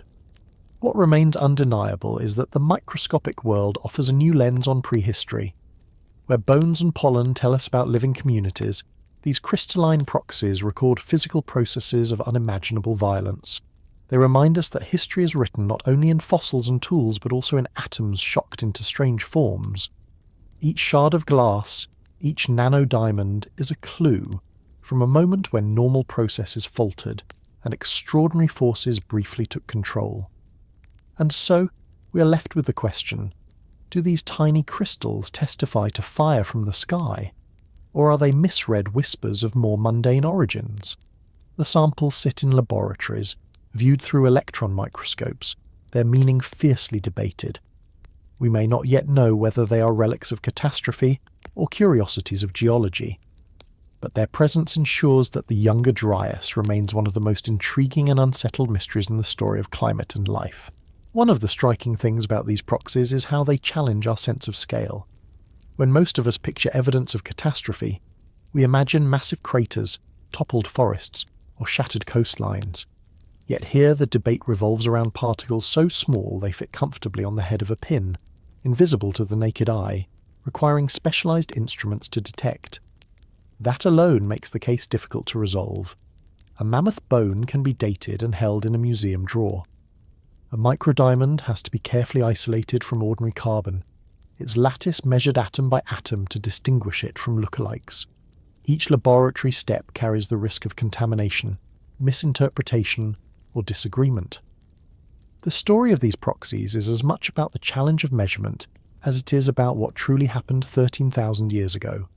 Consider the controversy over Lonsdaleite, a hexagonal form of diamond that some groups have claimed to find in Younger Dryas sediments. Lonsdaleite is famous because it can form under the extreme shock pressures of meteorite impacts. Its very presence would be a smoking gun. Yet subsequent studies have questioned whether these crystals are genuine or instead misidentified graphene structures produced by heating carbon. Here we see the limits of analytical certainty. A single electron microscope image can look convincing, but the interpretation may hinge on subtle differences in diffraction patterns, with different labs arriving at opposite conclusions. Science, in this sense, is not only a search for truth, but also a dialogue between methods, where the reliability of each instrument and protocol is tested. Melt glass tells a similar tale of complexity. While some samples exhibit chemical ratios consistent with terrestrial soil fused with cosmic dust, others more closely resemble volcanic byproducts. Distinguishing between these sources requires careful analysis of trace elements like chromium, nickel, or iridium, and even then the picture can be cloudy. A shard that looks extraordinary under one test might turn out ordinary under another. The uncertainty frustrates those who hope for a simple answer, but also underscores the need for humility. Nature has more ways to make strange materials than we often assume. Despite the uncertainties, it is fair to say these proxies have pushed the conversation forward. Before their discovery, the Younger Dryas was largely framed as a puzzle of ice, oceans, and gradual climate cycles. With the addition of nanodiamonds, melt glass, and spherules, the possibility of a sudden, high-energy trigger entered the debate. Whether or not that trigger proves to be extraterrestrial, the mere act of exploring these particles has broadened the range of hypotheses and forced researchers to refine their methods. In this sense, even contested evidence serves science, not by resolving questions but by sharpening them. And so, staring at these microscopic witnesses from the deep past, we are left with an oddly human dilemma. Do we trust the glitter of the tiniest diamonds, the smooth beads of frozen droplets, the shards of glassy melt, enough to rewrite the story of an entire epoch? Or do we file them away as curiosities, intriguing but insufficient to bear the weight of global catastrophe? Until consensus emerges, the particles remain suspended between possibilities, ordinary in size, extraordinary in implication, and forever tied to that abrupt winter which began 12,900 years ago. It is not often that a single element can stir decades of debate, but platinum has managed exactly that. Deep within the Greenland ice sheet, in a layer dated to roughly 12,822 years ago, researchers noticed a sudden and dramatic rise in platinum concentration. The discovery came from the GISP2 ice core, a frozen time capsule drilled down more than 3 kilometers, preserving annual snowfall compacted into neat layers of history. In this vast vertical library, each thin band is a year, sometimes even a season, offering a chemical fingerprint of Earth's atmosphere at the moment the snow first fell. In most of the record, platinum hovers at barely detectable levels, its presence modest and consistent. But at this one point the curve shoots upward, forming a spike that seems to shout across the millennia. Platinum is not an element we expect in abundance on the surface of the Earth. It is rare, precious, and usually found in trace quantities. When it suddenly appears in larger amounts, geologists raise their eyebrows because there are only a few known sources that can explain it. One possibility is an influx of cosmic material, because many meteorites carry higher proportions of platinum group elements than our crust normally contains. Another is volcanic activity, since certain eruptions can dredge platinum from deep within the mantle and loft it into the stratosphere. What made the GISP2 spike so intriguing was not only its scale, but also its timing. It arrived just after the onset of the Younger Dryas cooling, aligning closely with the period of upheaval we are trying to explain. Comparisons with volcanic signals provided both clarity and confusion. In the same core, a massive sulfate spike clearly marks the eruption of the Leitscher See volcano in Germany, dated to roughly 60 years earlier. Sulfate is a reliable volcanic proxy, produced in abundance when sulfur-rich magma meets the atmosphere. The platinum spike, however, stands apart. It is offset in time from the Leitscher See layer, and lacks the corresponding sulfur signal we would expect if it too were purely volcanic. In other words, it is platinum-rich but sulfate-poor, hinting at a different source. This leads us to the problem of fractionation, the odd distribution of platinum compared to its geochemical siblings. In meteorites, platinum usually travels with iridium, another platinum group element. The two are famously paired in the thin clay band that marks the end of the Cretaceous, deposited when an asteroid struck the Yucatan and ended the reign of the dinosaurs. Yet in the Greenland ice, iridium remains conspicuously low. Platinum stands tall, while iridium barely stirs. How do we account for this imbalance? Some argue that the impactor must have been unusual, perhaps an iron-rich body with an odd elemental ratio. Others suggest that post-depositional processes, how particles settle, travel, or are preserved in snow, could separate one element from another. But neither explanation is fully satisfying.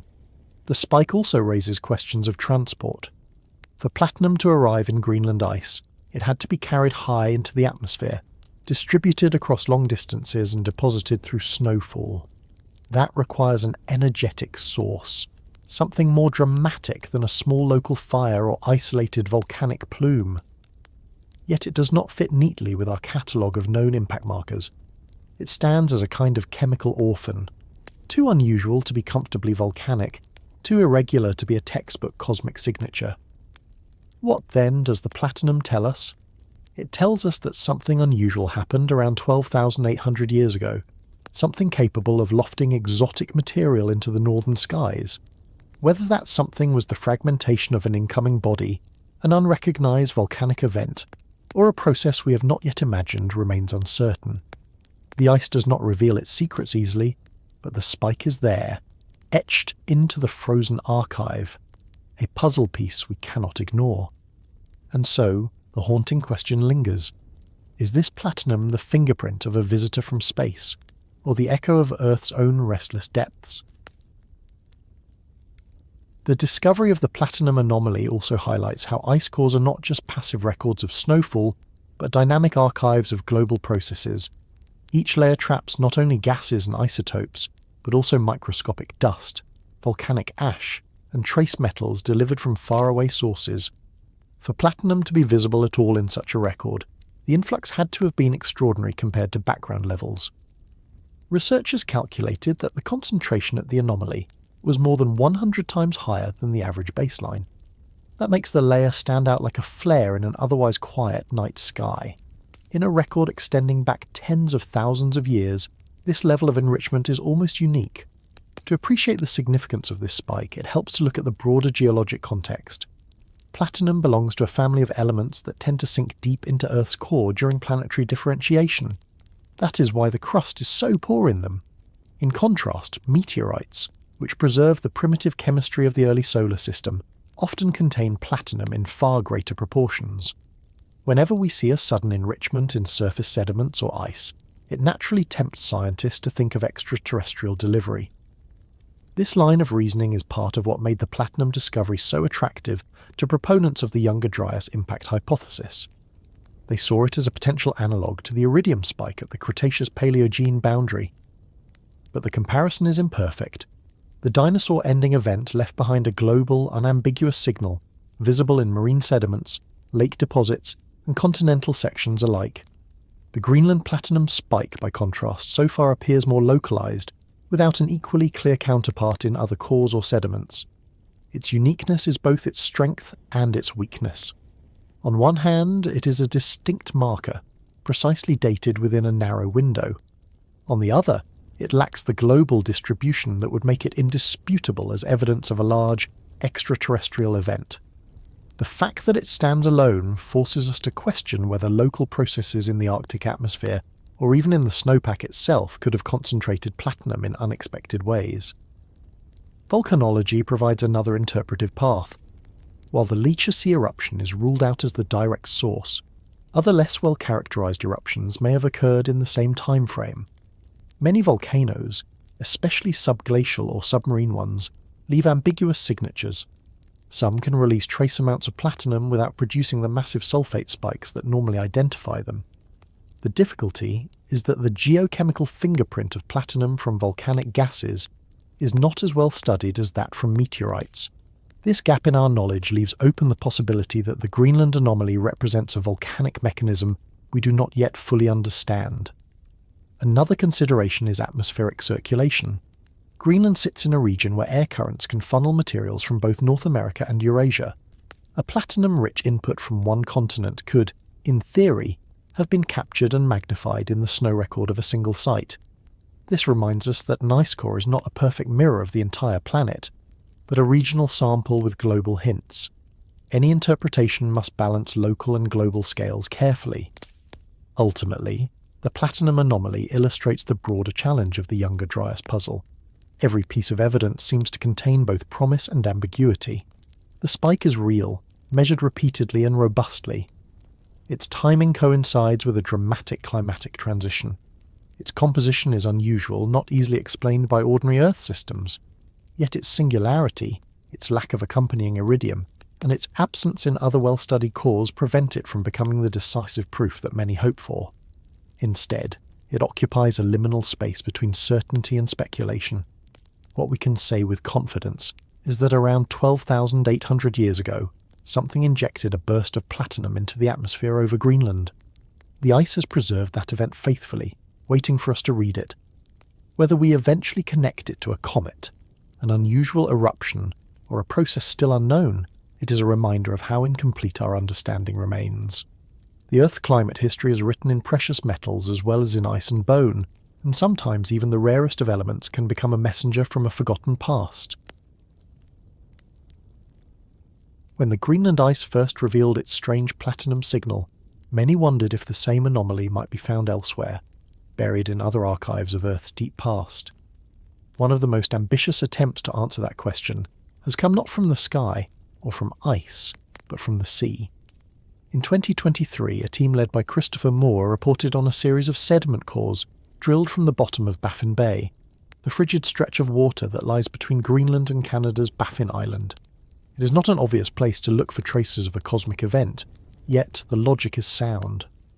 sediments that settle in the quiet depths of the ocean can remain undisturbed for thousands of years.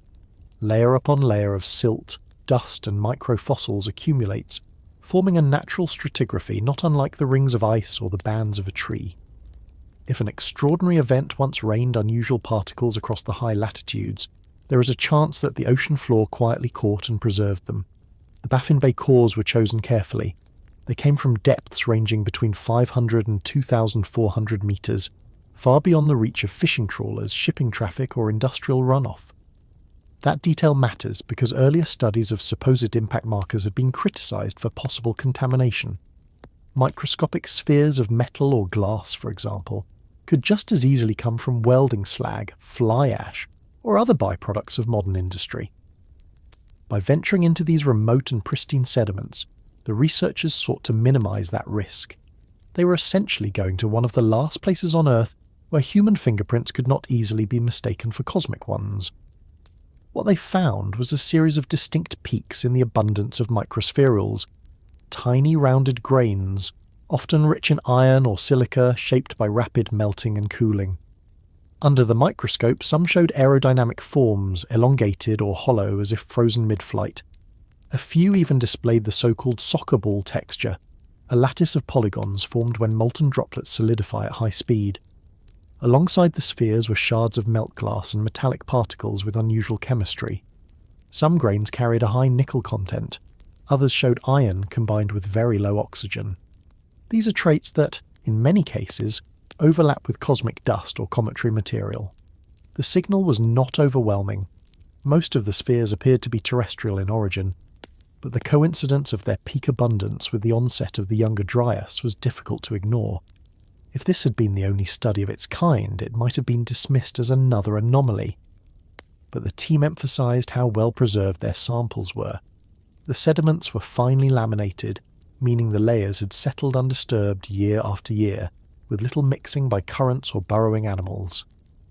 Radiocarbon dates from organic fragments allowed the team to build a reliable depth-age model, aligning each centimetre of core with a window of history.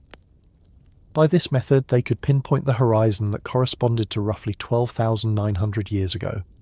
It was there that the spikes in microspherules and melt glass stood out most clearly. Still, as with all lines of evidence in this debate, the interpretation is not straightforward. Critics point out that microspherules are not unique to cosmic impacts. They can form in volcanic eruptions, in lightning strikes, even in intense wildfires. The chemical analyses, while suggestive of a high-temperature origin, are not conclusive. The abundance peaks too were not confined to a razor-thin boundary but stretched across several centuries, blurring the neatness of the story. One might expect a sudden, singular event to leave a sharper mark. Instead, the cores tell a tale of elevated but variable signals. Was this the fingerprint of a comet breaking up in the atmosphere? Or is it a signature of Earth's own fiery processes at a time when glaciers were melting, volcanoes were restless, and ecosystems were under stress? The Baffin Bay results add weight to the cosmic hypothesis, but they do not settle it. What they do show, unambiguously, is that something unusual was happening in the North Atlantic around the time the Younger Dryas began. Tiny droplets of glass and spheres of metal born in furnaces of extreme heat found their way to the ocean floor. They remain there still, silent witnesses to a moment of upheaval. Whether those furnaces were in the heavens or within the Earth itself is a question that science continues to wrestle with. And perhaps that is the larger lesson. For every new core drilled, for every new particle measured, the mystery deepens even as the evidence grows. We are left with the haunting possibility that the truth may not lie neatly in a single cause, but in the entanglement of many, with sea and sky conspiring to reshape the course of human history. What makes the Baffin Bay discovery even more compelling is the broader geographic setting. This region lies at the gateway where Arctic waters mix with the North Atlantic, a crossroads of climate and circulation. If unusual material was falling through the atmosphere, this is exactly the kind of basin that would capture it efficiently, locking particles into fine-grained sediments that trickle down continuously from the surface waters.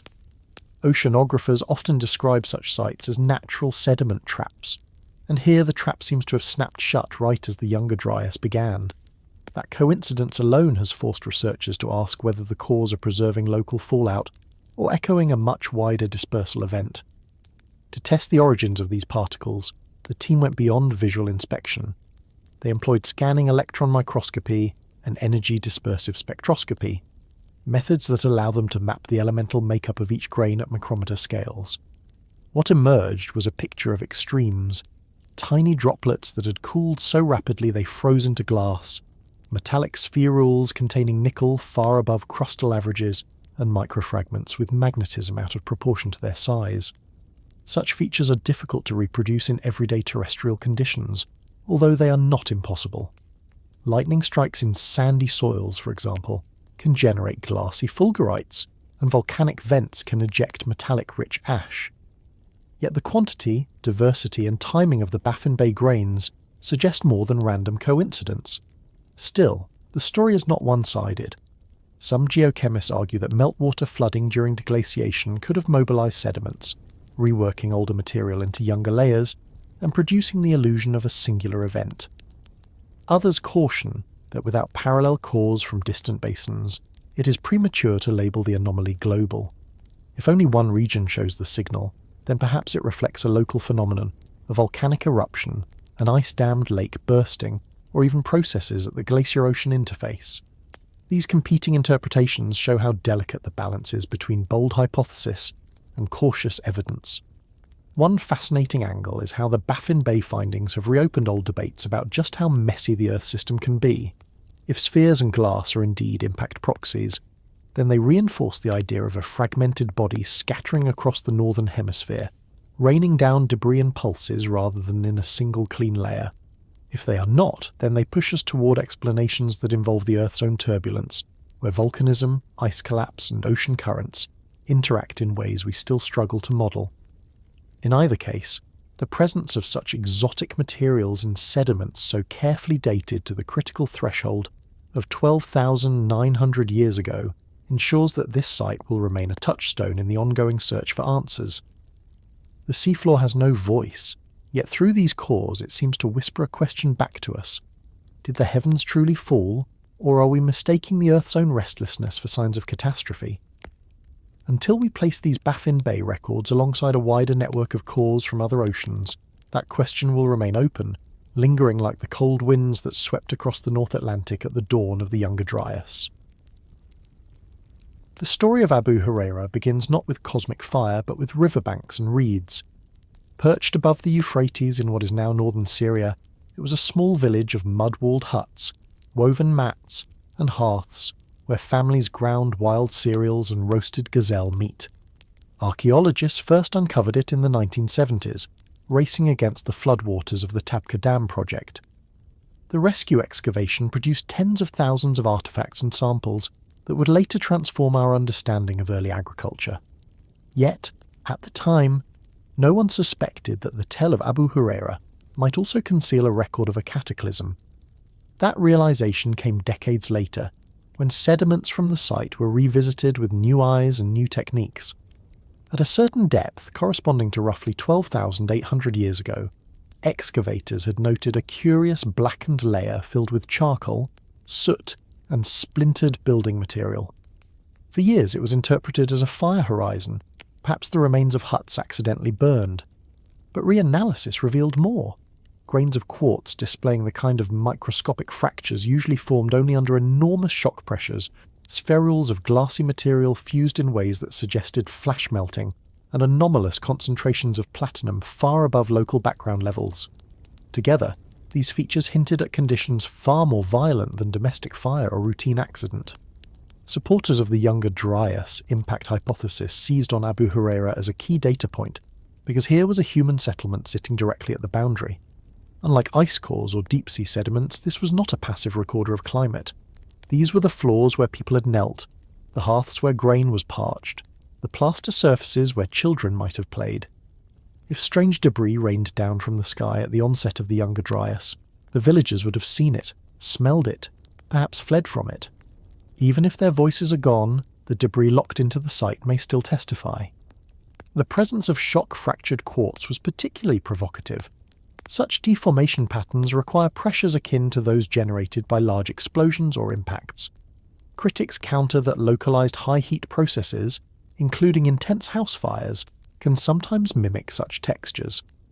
Yet the sheer abundance and distribution of the quartz grains, mingled with microspherules that cooled from molten droplets, suggested a phenomenon larger in scale than a cluster of burning huts.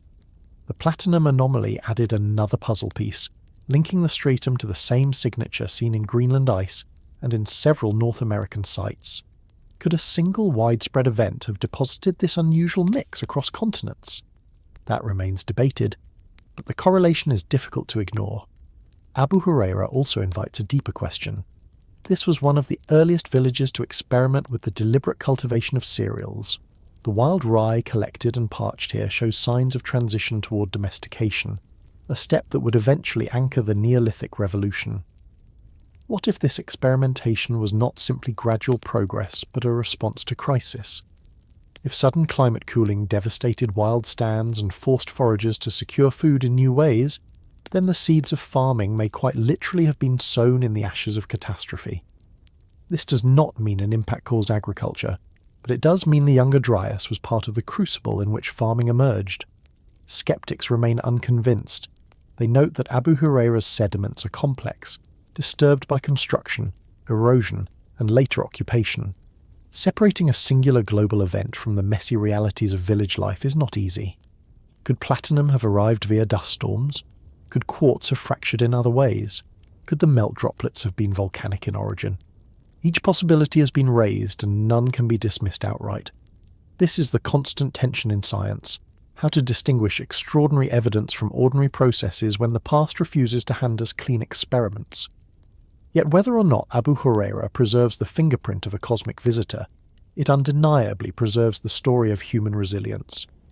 Here, families endured one of the sharpest climatic reversals of the late Pleistocene. They lived through frosts that shriveled harvests, droughts that parched herds, and fires that scorched dwellings. In that struggle, they began to tinker with plants, to scatter seed intentionally, to select stronger stalks. Out of hardship grew a new way of life. That fact alone ensures Abu Huraira remains central to our story, even if the question of falling skies is never resolved. And so the tell rises above the plain, now drowned beneath a reservoir, its secrets locked away. The grains of quartz, the flecks of glass, the anomalous platinum, each whispers of something extraordinary 12,800 years ago. Whether that was the roar of an airburst, the glow of volcanic fallout, or simply the Earth's own shifting rhythms, we may never know with certainty. But the people of Abu Huraira knew something happened. Their lives bore the mark of it, and their descendants carried forward a new relationship with the land. That may be the most profound legacy of all. The deeper one looks at Abu Huraira, the more it becomes clear that this single site is not just a local story, but a meeting point of global narratives. When the excavators in the 1970s hauled baskets of soil out of the trench, they were mainly concerned with saving an endangered record of the first farmers. Yet tucked within the fine silts were particles so small that no one at the time could have imagined their importance. Only decades later, under electron microscopes, did those grains reveal a record of extreme forces. What makes this particularly striking is that the transition recorded here, from broad-spectrum foraging to cultivation, lines up almost exactly with the onset of the Younger Dryas. It is as if the village itself stands at a hinge in human history, one where environment and culture lock together in a feedback loop of necessity and invention. There are subtle clues that the shift may not have been voluntary. Analysis of rye grains from before and after the cooling shows changes in size and resilience. Some plants appear to have been deliberately chosen for their ability to withstand shorter growing seasons and colder nights. Such choices imply an environment that was less forgiving, where relying on wild harvests alone became increasingly risky. In that sense, the unusual debris in the boundary layer, whether cosmic, volcanic or otherwise, serves less as an answer and more as a backdrop to a human drama of adaptation. Researchers also note that the fire horizon at Abu Huraira contains not only melted materials but also unusual distributions of animal bone fragments, many of them cracked and burned. This has sparked debate.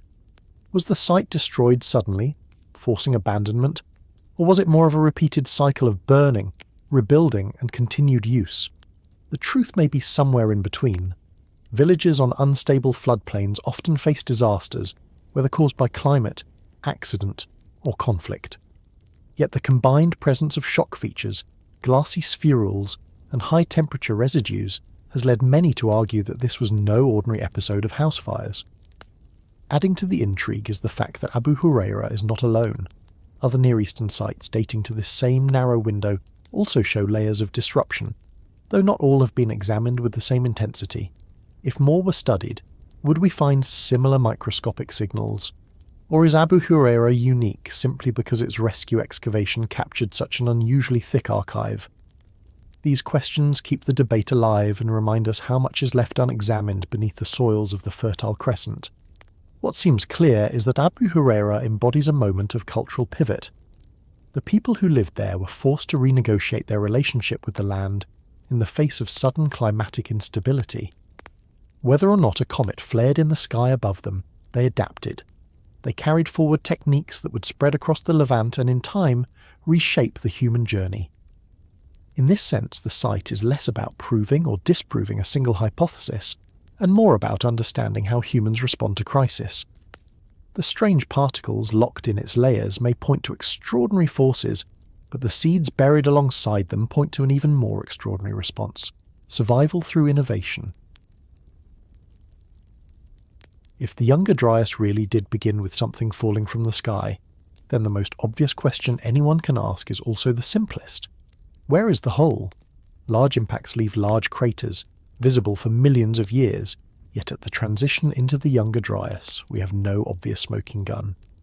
This absence of a clear impact site has become one of the strongest criticisms of the cosmic hypothesis, because in the popular imagination, every story of fire from the heavens ends with a massive pit in the ground.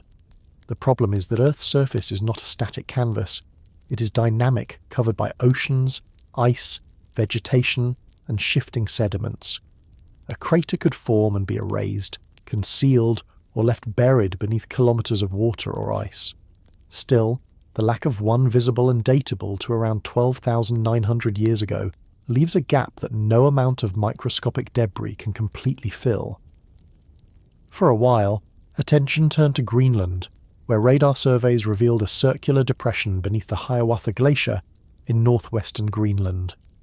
When this feature was announced in 2018, the headlines almost wrote themselves: a hidden impact crater beneath the ice sheet, perfectly positioned near the North Atlantic, exactly where a cosmic strike might destabilize ocean circulation.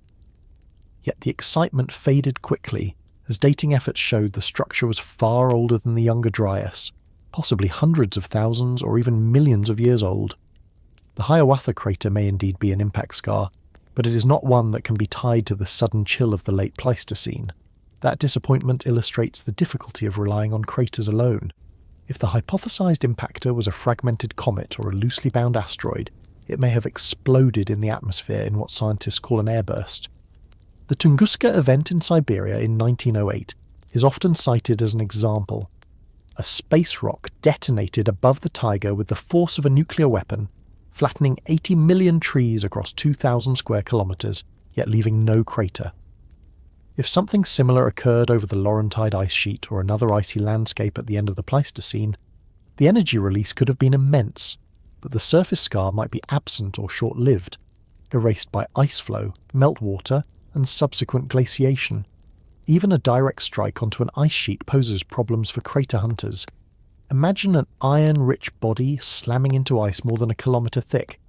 The transient crater might be swallowed almost immediately, filled by collapsing ice walls, then bulldozed and smoothed by centuries of glacier flow. Instead of a lasting depression, the record would be subtle. Disturbed layers in the ice, unusual melt channels or debris fields dispersed downstream. Those traces would be far harder to identify than the iconic ringed basins we see on the Moon or Mars, where erosion is minimal. Others point out that the vast majority of Earth's surface is ocean, and an impact in deep water would leave only fleeting signs. The waves and vapour plumes would be catastrophic for life nearby, but the crater on the seafloor might collapse within hours or be masked by sediments within centuries. Without a dedicated seafloor survey timed perfectly, such a feature could remain undiscovered. If the Younger Dryas was triggered by such an ocean strike, we may never find more than scattered geochemical whispers carried by currents and deposited into cores. This is where the debate becomes more philosophical than physical. Should we expect to find a crater? Some argue yes, because a bolide large enough to alter hemispheric climate must leave some trace. Others argue no, because the conditions at the time, ice sheets covering millions of square kilometres, dynamic oceans and shifting landscapes, were the worst possible for preserving a classic impact scar. Both positions are difficult to prove or disprove without more evidence. The absence of a crater, then, remains both a weakness and an open door. It weakens the argument for a single, massive, iron-rich meteorite striking Earth at precisely the right moment. Yet it leaves room for more complex scenarios. Multiple fragments arriving in sequence, atmospheric detonations scattering debris, or smaller impacts onto ice and ocean whose scars vanished. The question lingers not because it has a neat answer, but because it is one of those puzzles that resist closure. When we look up at the night sky and see the craters etched across the moon, it is easy to forget that Earth is no less bombarded, only more restless, more erosive, more alive. Perhaps the Younger Dryas crater lies buried beyond our reach, or perhaps there never was one, and the story must be written without that expected hole. The search for a Younger Dryas crater often reveals more about our expectations than about the Earth itself. We like clean cause and effect stories. A rock from the sky, a blasted hole in the ground, and a sudden shift in climate. Yet nature is rarely that neat. Even on Earth today, smaller impacts happen more often than many people realise. Most are recorded only by satellites as streaks of light or atmospheric flashes. They leave no craters at all. It is possible that 12,900 years ago the planet experienced something catastrophic by human standards, but geologically subtle, an event that left debris and fire but not the tidy bowl we instinctively imagine.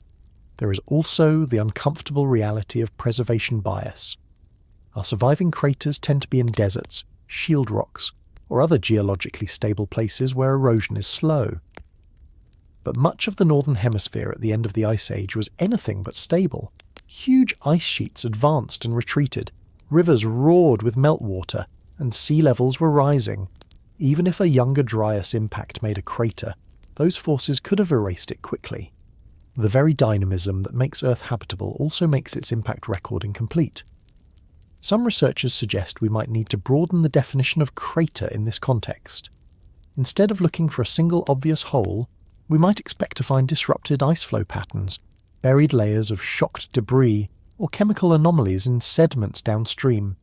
The signatures would be scattered rather than centralized. Imagine throwing a stone into a glacier. Instead of a neat splash, the result is hidden cracks, buried fractures, and displaced chunks of ice carried away in silence. The absence of a simple bowl in the ground does not mean nothing happened. It just means the surface response was complex. And then there is the possibility of scale. If the Younger Dryas was not triggered by one giant bolide but by a series of smaller fragments, then each individual strike might have been insufficient to leave a crater that survived to our time. A swarm of airbursts or small impacts could still generate widespread fires and atmospheric disturbance, enough to tip climate systems already on the edge. In that case, there never would have been a single dramatic scar, but rather a shower of ephemeral disturbances spread across continents. The question of the missing crater lingers like an echo in the wider debate. It challenges the impact hypothesis because it leaves us without the single piece of evidence everyone intuitively expects. But it also forces humility, reminding us that the Earth erases and hides much of its past, and that absence is not always disproof. If a comet did play a role in the Younger Dryas, we may never see its footprint in the way we want. The trail may remain a puzzle of scattered dust, fractured stones, and unanswered questions, and maybe the haunting question is the most fitting one. Do we need a crater to believe in an impact? Or do we need to let go of the idea that history always leaves behind the kind of traces we think it should? When the idea of a cosmic trigger for the Younger Dryas first began to gain momentum in the mid-2000s, much of the fascination came from exotic markers, microscopic diamonds, tiny glassy spheres, and mineral traces that looked like the fingerprints of an impact. These were the kinds of discoveries that could, at least in theory, offer hard proof that something violent and otherworldly had taken place. But science lives or dies on reproducibility. A single team reporting glittering nanodiamonds in a soil layer might be intriguing, but until other laboratories can find the same thing, using the same methods, the claim remains fragile. And this is where the Younger Dryas debate has so often become tangled in frustration. In the years that followed the first publications, independent teams around the world attempted to replicate the original results. Some reported success, identifying carbon spherules or structures consistent with high-energy heating. Others failed to find anything unusual at all. Even worse, blind tests in which sediment samples were distributed to different labs produced sharply contradictory conclusions.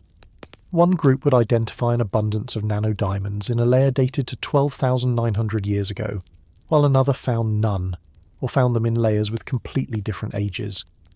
Instead of convergence, the field began to fracture. This lack of consistency has fed accusations from all sides. Proponents of the impact hypothesis argue that subtle differences in preparation or electron microscopy settings can erase delicate structures, and that not all negative results are trustworthy. Critics counter that if the signal is so sensitive to technique, then it is not a reliable signal at all. At times the debate has grown personal, with claims of selective reporting, cherry-picking data, and even quiet hints of misconduct. To outsiders, this can look like scientists tearing at each other's throats, but it is also an inevitable part of testing radical ideas. Extraordinary claims attract extraordinary scrutiny, and the messiness is part of the process. The deeper problem is that the proxies themselves are ambiguous. Nanodiamonds can form in more than one way, not only through cosmic impacts, but also through industrial contamination, wildfires, or even laboratory artifacts. Microspherules can be produced in volcanic eruptions, lightning strikes, and campfires as well as impacts. Without robust statistical agreement across many sites and many labs, the extraordinary interpretation that all of these markers came from a fragmented comet remains on shaky ground. And yet, every year new papers appear, some presenting positive evidence, others finding none. The literature grows, but consensus remains elusive. This reproducibility war does not mean the hypothesis is wrong, only that the evidence is not yet persuasive to the broader scientific community. At the same time, it highlights how difficult it is to work with sediments that are tens of thousands of years old, buried, altered, and exposed to countless natural processes. Did the cosmic signal simply blur with time, or was it never there to begin with? That is the haunting question. One of the most striking episodes in this back and forth came when teams decided to submit the supposed impact proxies to blind trials. Sediment samples from sites in North America and Europe were mixed with control samples and handed over to laboratories with no labels. If the markers were real, and if they truly clustered at the Younger Dryas boundary, then the tests should have been straightforward. Yet the results were anything but. Some labs confidently flagged the right layers as enriched with microspherules, only for later analysis to show they had misidentified younger or older horizons. Others claimed to see no anomaly at all. For a scientific community that thrives on repeatable signals, this chaos raised troubling questions about observer bias, methodology, and even the definitions of what counted as an impact proxy. At the same time, questions of credibility began to swirl. Critics argued that if positive findings appeared only in a small circle of research groups, then confirmation bias might be at work. Supporters countered that outsiders were not using the specialized techniques required to detect fragile nanostructures. Both sides made valid points, but the tone of the conversation sometimes slipped into accusation. In the pages of journals and conference halls, one could sense the tension. Was this a genuine scientific puzzle, or a house of cards propped up by inconsistent data? It is worth remembering that scientific history is full of such controversies. Plate tectonics, for example, was once ridiculed until independent lines of evidence aligned. On the other hand, many once celebrated anomalies vanished after more rigorous testing. The Younger Dryas debate may one day fall into one of these categories. For now, the reproducibility problem remains central. Until multiple laboratories consistently detect the same proxies, dated with the same rigour, the extraordinary interpretation of a cosmic trigger will remain disputed. and perhaps this is a healthy state of affairs. Reproducibility wars are messy, but they force methods to improve, demand tighter standards, and discourage premature certainty. If the markers truly point to an impact, they will survive this gauntlet of scrutiny. If not, the scrutiny itself will have cleared the ground for better explanations. Either way, the dirt from 12,900 years ago still whispers stories. But for now, we are left arguing about whether those whispers are clear voices from the sky, or just the static of Earth's own restless processes. When the Younger Dryas is presented in popular accounts, it often comes across as a sudden, singular anomaly, an ice age twist that came out of nowhere. But when climate scientists line up the long ice core records from Greenland, a very different picture emerges. What seems like a once-in-history jolt actually resembles a repeating rhythm. These oscillations, first identified in the 1980s, are now known as Dansgaard-Oeschger events, or simply DO events. Over the last 80,000 years, the Greenland cores reveal more than 20 abrupt warmings followed by gradual coolings. Each of these events shares the same basic pattern, an astonishingly fast rise in temperature, sometimes 10 degrees Celsius in only a few decades, then a slow decline that ends in a cold plateau. The Younger Dryas fits this shape almost perfectly, except that it happened at the very end of the last glacial period. The fact that these cycles appear again and again tells us that the Earth's climate system has built-in modes of instability. Something in the interplay of ice sheets, oceans and atmosphere keeps producing the same rise and fall pattern, regardless of whether humans or mammoths happen to be watching. The challenge is that while we can see the pattern clearly in the ice, we still struggle to identify the precise switch that flips the system from warm to cold. Was it fresh water disrupting currents, shifts in wind belts, or oscillations in deep ocean circulation? Most likely it was some combination. What matters here is that the Younger Dryas does not stand alone. It belongs to a family of abrupt swings that punctuated the Ice Age like a drumbeat. This has important consequences for how we interpret the past. If you look only at the Younger Dryas in isolation, it is tempting to demand a dramatic trigger. If you place it alongside the earlier events, it becomes less of an outlier and more of an expected encore. For instance, around 37,000 years ago, another DO event shows nearly the same sequence. Rapid warming, long cooling, then a final plunge into cold that lasted centuries. Around 50,000 years ago, the same pattern appears again. These parallels make it difficult to insist that the Younger Dryas must have required something completely unique, like an extraterrestrial visitor. It might have been simply the last gasp of a repeating cycle that had already played out many times before. Still, even within this rhythm, the Younger Dryas holds its own fascination. It was the final cold snap before the Holocene, the one that immediately preceded the rise of agriculture and the growth of permanent villages. For the people living through it, it was not just another swing in the ice record, but a real environmental shift that demanded adaptation. This is the tension at the heart of the debate. From the perspective of climate science, the Younger Dryas may not be unique, but from the perspective of human history it mattered enormously. The haunting question, then, is whether we should treat the Younger Dryas as a special catastrophe, or as the predictable end of a cycle that was destined to fade anyway. If it is the latter, then the dramatic collapse into cold was not a freak accident, but part of the Earth's own breathing pattern. And if the Earth has breathed this way before, perhaps it will do so again, though next time under very different conditions, with billions of humans instead of scattered bands of hunter-gatherers. That possibility alone makes the lesson of these ancient cycles worth holding on to. If we step back even further, the idea that the Younger Dryas was simply one part of a recurring pattern becomes harder to dismiss. When researchers extend the Greenland ice core records back beyond 80,000 years, the picture that emerges is not one of stable, gentle climate shifts punctuated by a single oddity, but rather a world constantly jolted by quick swings. The longer we look, the clearer it becomes that abruptness is not an exception in Earth's climate system, it is a rule. Each Dansgaard-Oeschger event reveals itself as a set of fingerprints in the ice. Oxygen isotope ratios, dust levels, trapped gases. Together these layers show us that within the space of a human lifetime, the climate could swing from frigid to temperate and back again.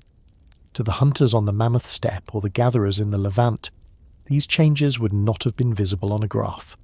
They would have appeared as the sudden return of winter where there should have been spring, the growth of glaciers on hillsides that had been bare, or the drying of rivers that communities had come to depend on. The reality is that the instability captured by the ice cores was lived instability. Some climatologists have pointed out that the Younger Dryas is not even the largest of these events in terms of the scale of cooling. Earlier cold phases during the glacial cycle lasted longer, or reached lower average temperatures. What makes the Younger Dryas distinctive is its timing. It came just when the planet seemed to be tipping decisively into a new interglacial. Imagine a symphony in which the final crescendo suddenly halts, replaced by a discordant pause before the music resumes. The abruptness is shocking not because such interruptions have never happened before, but because it came at the very moment an ending was expected. This is perhaps why the Younger Dryas has attracted so many alternative explanations and dramatic theories. Its position at the threshold of the Holocene gives it an outsized importance in human history. Agriculture arose not long after it ended, cities a little later. In retrospect, it feels almost like a curtain between worlds. But when you lay it alongside earlier Danskardurska events, it loses some of that aura of uniqueness. The curtain had been pulled many times before. It is simply that this was the last time it fell. And yet, even acknowledging this pattern does not explain the underlying mechanism. The great puzzle of DO events is that they repeat without being truly periodic. They are not like tides that can be predicted to the day. Instead, they arrive irregularly, with intervals ranging from 1,000 to several thousand years. Something in the Earth system is prone to tipping, but the timing depends on a tangled set of factors. That uncertainty leaves room for competing models, and it also explains why some scientists are reluctant to give up entirely on special triggers, like volcanic clusters or even impacts. If the system is unstable, perhaps outside nudges sometimes help push it over the edge. For me, the humbling part is this. Even after decades of drilling ice and running models, we cannot say with confidence why the Younger Dryas happened. We can only say that it fits into a broader story of climate chaos that has played out repeatedly during the Ice Age. The haunting thought is that if abrupt climate swings were part of the normal background then, they could also be part of our future. The Holocene has been unusually stable, but it would be naive to assume stability is permanent. If our ancestors could weather sudden plunges into cold, we should at least acknowledge that rapid shifts of another kind could confront us again, this time in a warming direction rather than a freezing one. Imagine waking one morning on the late Pleistocene landscape and finding that the horizon itself was on fire. The evidence tells us that around the onset of the Younger Dryas, something dramatic happened not just to glaciers and rainfall, but to the biosphere itself. Across cores of ice drilled from Greenland and Antarctica, across lakes that have preserved tens of thousands of years of pollen and ash, there is a signal of burning so large that some researchers have dared to estimate it may have consumed nearly a tenth of the Earth's vegetation. That number alone stops us in our tracks, because it suggests a planetary event, not a local disaster. But can we really imagine 9% of Earth's biomass vanishing in flames? And if so, what lit the match? The clearest markers of this inferno are the soot and ammonium peaks buried deep in the Greenland ice sheet. These substances are byproducts of intense combustion, whether of forests, grasslands, or even peat. Around 12,800 years ago, the levels of these compounds spike in a way that is difficult to reconcile with ordinary wildfires. Forest fires do happen, of course, and their signatures are found throughout ice core records. But the Younger Dryas onset stands out as sharper, taller, and more widespread. In fact, similar spikes are mirrored in ice drilled thousands of kilometers away in Antarctica, and in cores taken from Russia. If this interpretation is right, then burning was not a regional accident but a synchronized global-scale event. Lake sediments tell a similar story. In North America, thin bands rich in charcoal suddenly appear, sometimes so dense that the sediments are almost black. In South America, there are traces of fires in peat bogs that had been stable for millennia. Across Europe and Asia, pollen assemblages shift in ways that suggest woodlands were thinned or cleared, consistent with massive burning. To the scientists piecing these strands together, the scale begins to look less like random coincidence and more like a single moment in Earth's environmental history. But here, the debate sharpens. Those who support the idea of a cosmic impact at the start of the Younger Dryas see these charcoal and soot spikes as exactly what would be expected if fragments of a comet or asteroid ignited the biosphere. An airburst over a continent, for example, could rain incandescent debris, scorching wide areas instantly. Even a strike into an ice sheet might throw enough hot ejecta into the atmosphere to light fires far afield. In this view, the fires are the smoking gun, literally, of an extraterrestrial trigger. Skeptics urge caution. Fire, they remind us, is a natural and ancient part of ecosystems.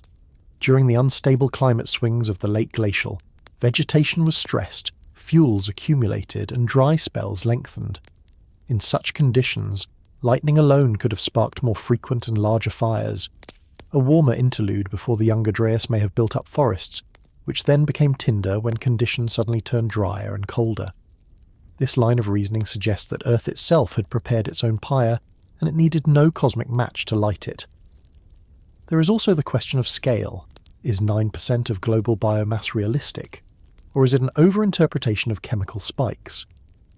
Models of atmospheric transport remind us that soot and ammonium from burning in one region can circle the globe, settling into distant ice sheets. A superfire in North America, for example, could conceivably leave its fingerprints in Greenland and Antarctica. That possibility would reduce the estimate of global biomass burned, while still leaving a picture of extraordinary devastation in one hemisphere. What is undeniable is that for plants, animals, and humans alive at that moment, landscapes were altered in the span of a generation. Imagine valleys filled with charred trees, herds forced to migrate across scorched plains, smoke dimming the skies. Such events would have added chaos to already fragile ecologies and may have compounded the stresses of abrupt cooling. As scientists, we are left with a haunting question. Were these global fires the signature of a cosmic visitor, a fragmenting comet that changed the course of the Earth's history? Or were they simply the Earth's own ecological tinderbox catching fire during a time of extraordinary instability? The ice cores will keep their counsel, the charcoal bands will remain silent. For now, we have to live with both possibilities, humbly aware that in science, as in life, absence of certainty is the rule, not the exception. The evidence for fire during this interval is not confined to the microscopic traces buried in ice or sediment. It is also written into the shifting patterns of vegetation. Fossil pollen assemblages, carefully counted grain by grain, reveal sudden declines in tree species that had been expanding after the last glacial maximum. In parts of Europe, birch and pine show abrupt contractions, while grasses and herbaceous plants surge in their place. In North America, oak and spruce records are punctuated by gaps where forest cover thinned dramatically. Such transitions are consistent with ecosystems recovering after fire, when opportunistic species colonize the open ground left behind. These ecological scars are not easily dismissed as ordinary variability. Forests take centuries to regrow after widespread burning, and the recovery curves preserved in pollen data stretch long into the Younger Dryas. What this suggests is that the event was not just a cluster of local fires that left their mark for a season or two. Instead, it was a profound ecological reset in many regions, one that required entire generations of plant and animal communities to rebuild themselves. The consequences would have been felt by every organism tied to those ecosystems. Herbivores depending on forest browse would have been forced into marginal habitats. Carnivores would have followed, their ranges squeezed. For humans, who at that time relied heavily on hunting and gathering, the fires must have been both a disaster and an opportunity. Burnt landscapes attract grazing animals, and freshly opened plains can support different food webs. But the dislocation also meant scarcity, unpredictability, and competition. Survival in such times required flexibility, something our species seems to have had in abundance. One of the most debated aspects of this fire evidence is the synchronicity across continents. If we were to see charcoal peaks in one region alone, the explanation could rest comfortably on local droughts or storms. But when multiple regions, thousands of kilometers apart, record elevated burning at roughly the same moment, the search for a unifying trigger intensifies. Was the climate itself globally shifting in a way that favoured fire everywhere? Or do these convergences point to a singular dramatic ignition source? This is the crux of the argument between natural cycle advocates and proponents of the impact hypothesis. Adding to the complexity, the chemical fingerprints of the combustion are not all identical. In some cores, the ratio of soot to ammonium suggests fast, hot burns of woody fuel. In others, the signals look more like smouldering peat or grassland fires. This diversity may indicate that the trigger, whatever it was, did not cause uniform burning, but instead unleashed many different fire regimes depending on what vegetation was available. That patchwork outcome complicates the narrative, but also makes it more plausible. Earth was not a uniform tinderbox, but a patchy mosaic of landscapes, each responding to stress in its own way. Another dimension to consider is the atmospheric impact. Models suggest that burning on the proposed scale could have released immense amounts of carbon dioxide and particulates into the sky. Short term, the soot could have darkened skies, cooling the surface by blocking sunlight. Longer term, greenhouse gases from combustion might have countered that effect, adding heat back into the system. This duality, cooling haze followed by gradual warming, mirrors the kind of climate whiplash we see in the records. Yet teasing apart which was cause and which was effect remains difficult. Did cooling conditions foster more fire, or did fire itself reinforce cooling? The feedbacks run in both directions. The haunting question remains: can we ever pin down whether these immense fires were an inevitable byproduct of climate chaos or the fallout of a celestial accident? As of now, both paths remain open, and each adds a layer of awe to our understanding. If Earth lit its own fires, it shows how precarious life can be under shifting climate. If a comet lit them, it shows how vulnerable our world is to cosmic chance. Either way, the story is the same. At the dawn of the Younger Dryas, the planet burned, and every creature living then carried the scars of smoke and ash into their future.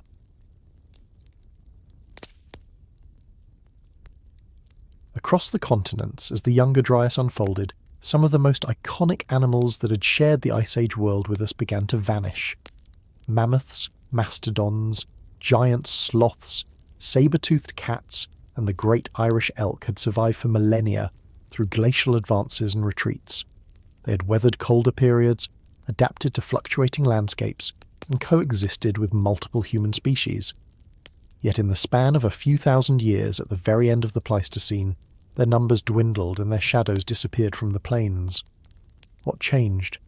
Was it the Younger Dryas chill itself, tightening ecosystems until they could no longer support giants?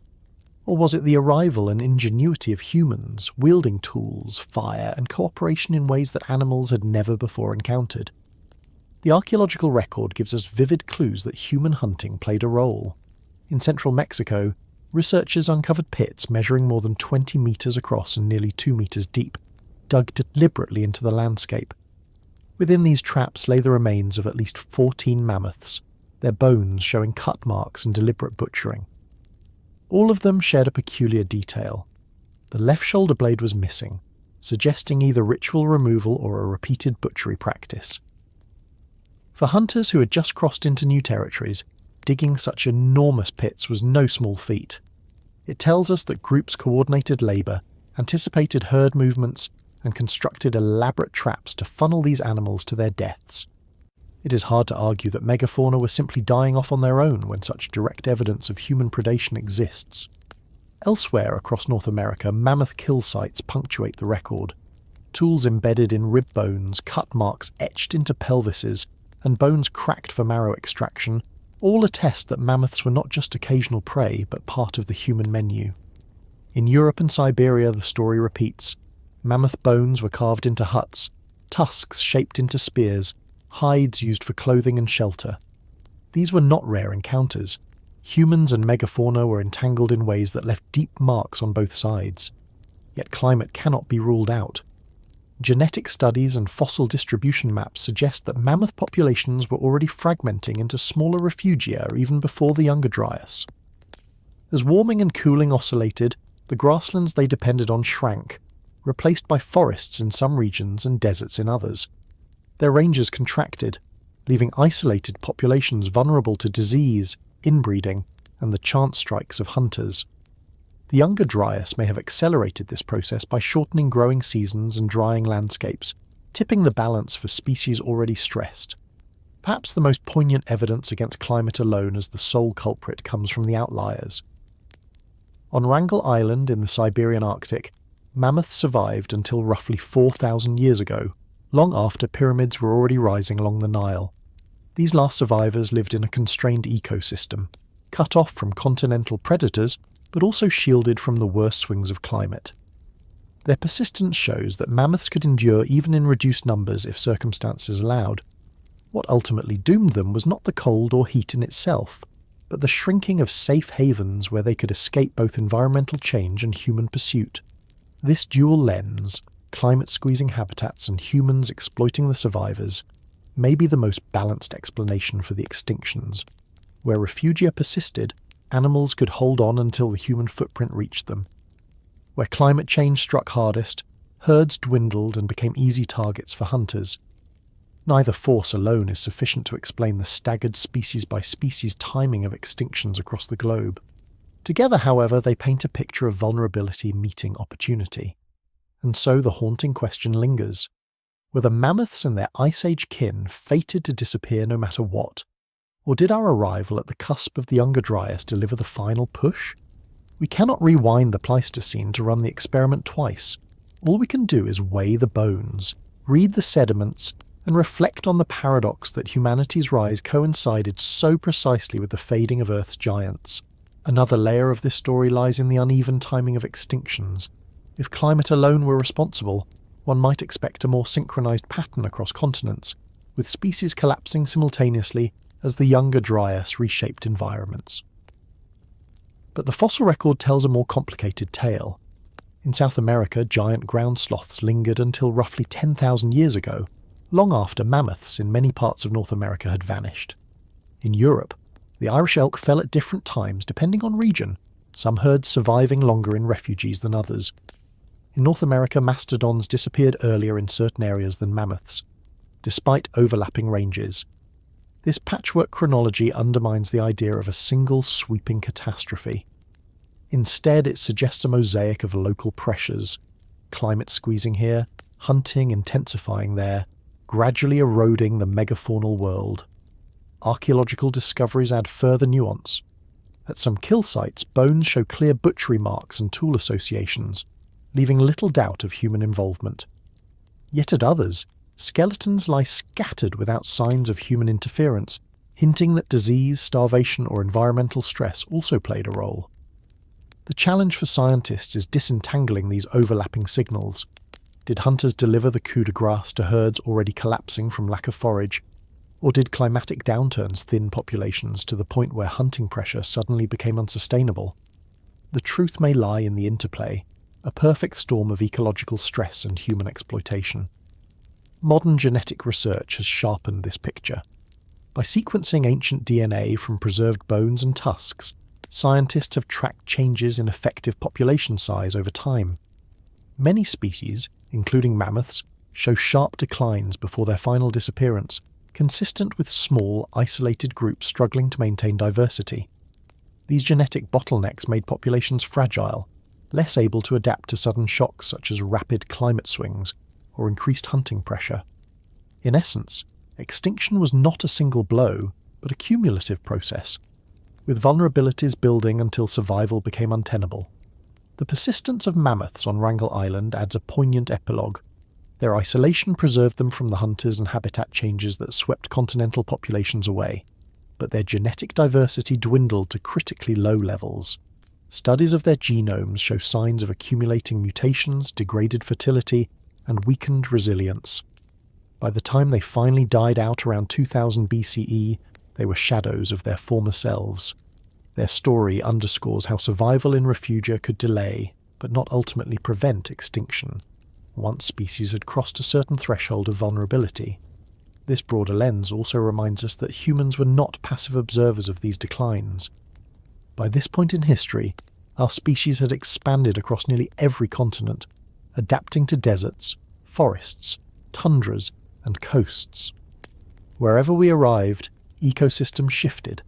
Fire was used to shape landscapes, hunting strategies grew more sophisticated, and prey animals found themselves facing not only natural predators, but a species uniquely capable of planning, coordinating, and persisting. The very traits that made Homo sapiens successful, adaptability, cooperation, ingenuity, were the same traits that spelled trouble for the giants of the Ice Age. And yet, to imagine humans as sole executioners oversimplifies the story. The climatic background of the Younger Dryas cannot be erased from the record. Shorter growing seasons, advancing glaciers, and shifting vegetation patterns all constrained the resources on which large animals depended. Even without human hunting, many populations might have collapsed. What our presence did was amplify those pressures, hastening a process already underway. When we step back from the bones, the pits, and the pollen, what remains is a sobering reflection. The megafaunal extinctions of the late Pleistocene were not a single event with a single cause. They were the outcome of converging forces, environmental instability and human expansion, that together reshaped the planet. The haunting question is not just why mammoths and mastodons vanished, but what their disappearance says about the fragility of a large species in the face of rapid change. If giants could fall then, under the twin pressures of climate and humanity, what does that suggest for the megafauna that remain today? Another layer of this story lies in the uneven timing of extinctions. If climate alone were responsible, one might expect a more synchronized pattern across continents, with species collapsing simultaneously as the Younger Dryas reshaped environments. But the fossil record tells a more complicated tale. In South America, giant ground sloths lingered until roughly 10,000 years ago, long after mammoths in many parts of North America had vanished. In Europe, the Irish elk fell at different times depending on region, some herds surviving longer in refuges than others. In North America, mastodons disappeared earlier in certain areas than mammoths, despite overlapping ranges. This patchwork chronology undermines the idea of a single sweeping catastrophe. Instead, it suggests a mosaic of local pressures, climate squeezing here, hunting intensifying there, gradually eroding the megafaunal world. Archaeological discoveries add further nuance. At some kill sites, bones show clear butchery marks and tool associations, leaving little doubt of human involvement. Yet at others, skeletons lie scattered without signs of human interference, hinting that disease, starvation, or environmental stress also played a role. The challenge for scientists is disentangling these overlapping signals. Did hunters deliver the coup de grace to herds already collapsing from lack of forage, or did climatic downturns thin populations to the point where hunting pressure suddenly became unsustainable? The truth may lie in the interplay, a perfect storm of ecological stress and human exploitation. Modern genetic research has sharpened this picture. By sequencing ancient DNA from preserved bones and tusks, scientists have tracked changes in effective population size over time. Many species, including mammoths, show sharp declines before their final disappearance, consistent with small, isolated groups struggling to maintain diversity. These genetic bottlenecks made populations fragile, less able to adapt to sudden shocks such as rapid climate swings or increased hunting pressure. In essence, extinction was not a single blow, but a cumulative process, with vulnerabilities building until survival became untenable. The persistence of mammoths on Wrangel Island adds a poignant epilogue. Their isolation preserved them from the hunters and habitat changes that swept continental populations away, but their genetic diversity dwindled to critically low levels. Studies of their genomes show signs of accumulating mutations, degraded fertility, and weakened resilience. By the time they finally died out around 2000 BCE, they were shadows of their former selves. Their story underscores how survival in refugia could delay, but not ultimately prevent extinction, once species had crossed a certain threshold of vulnerability. This broader lens also reminds us that humans were not passive observers of these declines. By this point in history, our species had expanded across nearly every continent, adapting to deserts, forests, tundras, and coasts. Wherever we arrived, ecosystems shifted. Fire was used to shape landscapes, hunting strategies grew more sophisticated, and prey animals found themselves facing not only natural predators, but a species uniquely capable of planning, coordinating, and persisting. The very traits that made Homo sapiens successful, adaptability, cooperation, ingenuity, were the same traits that spelled trouble for the giants of the Ice Age. And yet, to imagine humans as sole executioners oversimplifies the story. The climatic background of the Younger Dryas cannot be erased from the record. Shorter growing seasons, advancing glaciers, and shifting vegetation patterns all constrained the resources on which large animals depended. Even without human hunting, many populations might have collapsed. What our presence did was amplify those pressures, hastening a process already underway. When we step back from the bones, the pits, and the pollen, what remains is a sobering reflection. The megafaunal extinctions of the late Pleistocene were not a single event with a single cause. They were the outcome of converging forces, environmental instability and human expansion, that together reshaped the planet. The haunting question is not just why mammoths and mastodons vanished, but what their disappearance says about the fragility of a large species in the face of rapid change. If giants could fall then, under the twin pressures of climate and humanity, what does that suggest for the megafauna that remain today? When the Younger Dryas is invoked in popular writing, it is often paired with another apparent mystery, the supposed disappearance of the Clovis culture of North America. The narrative is simple and dramatic.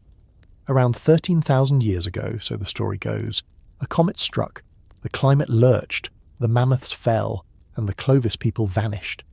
But as with so many ideas in archaeology, the reality is far more complicated, less cinematic, and arguably more interesting. Instead of a sudden vanishing, what we see in the record looks more like transformation, a pattern of regional adjustments to new circumstances rather than a single dramatic collapse. Clovis sites are best known for their iconic fluted projectile points, long slender blades with a channel carved from base to tip.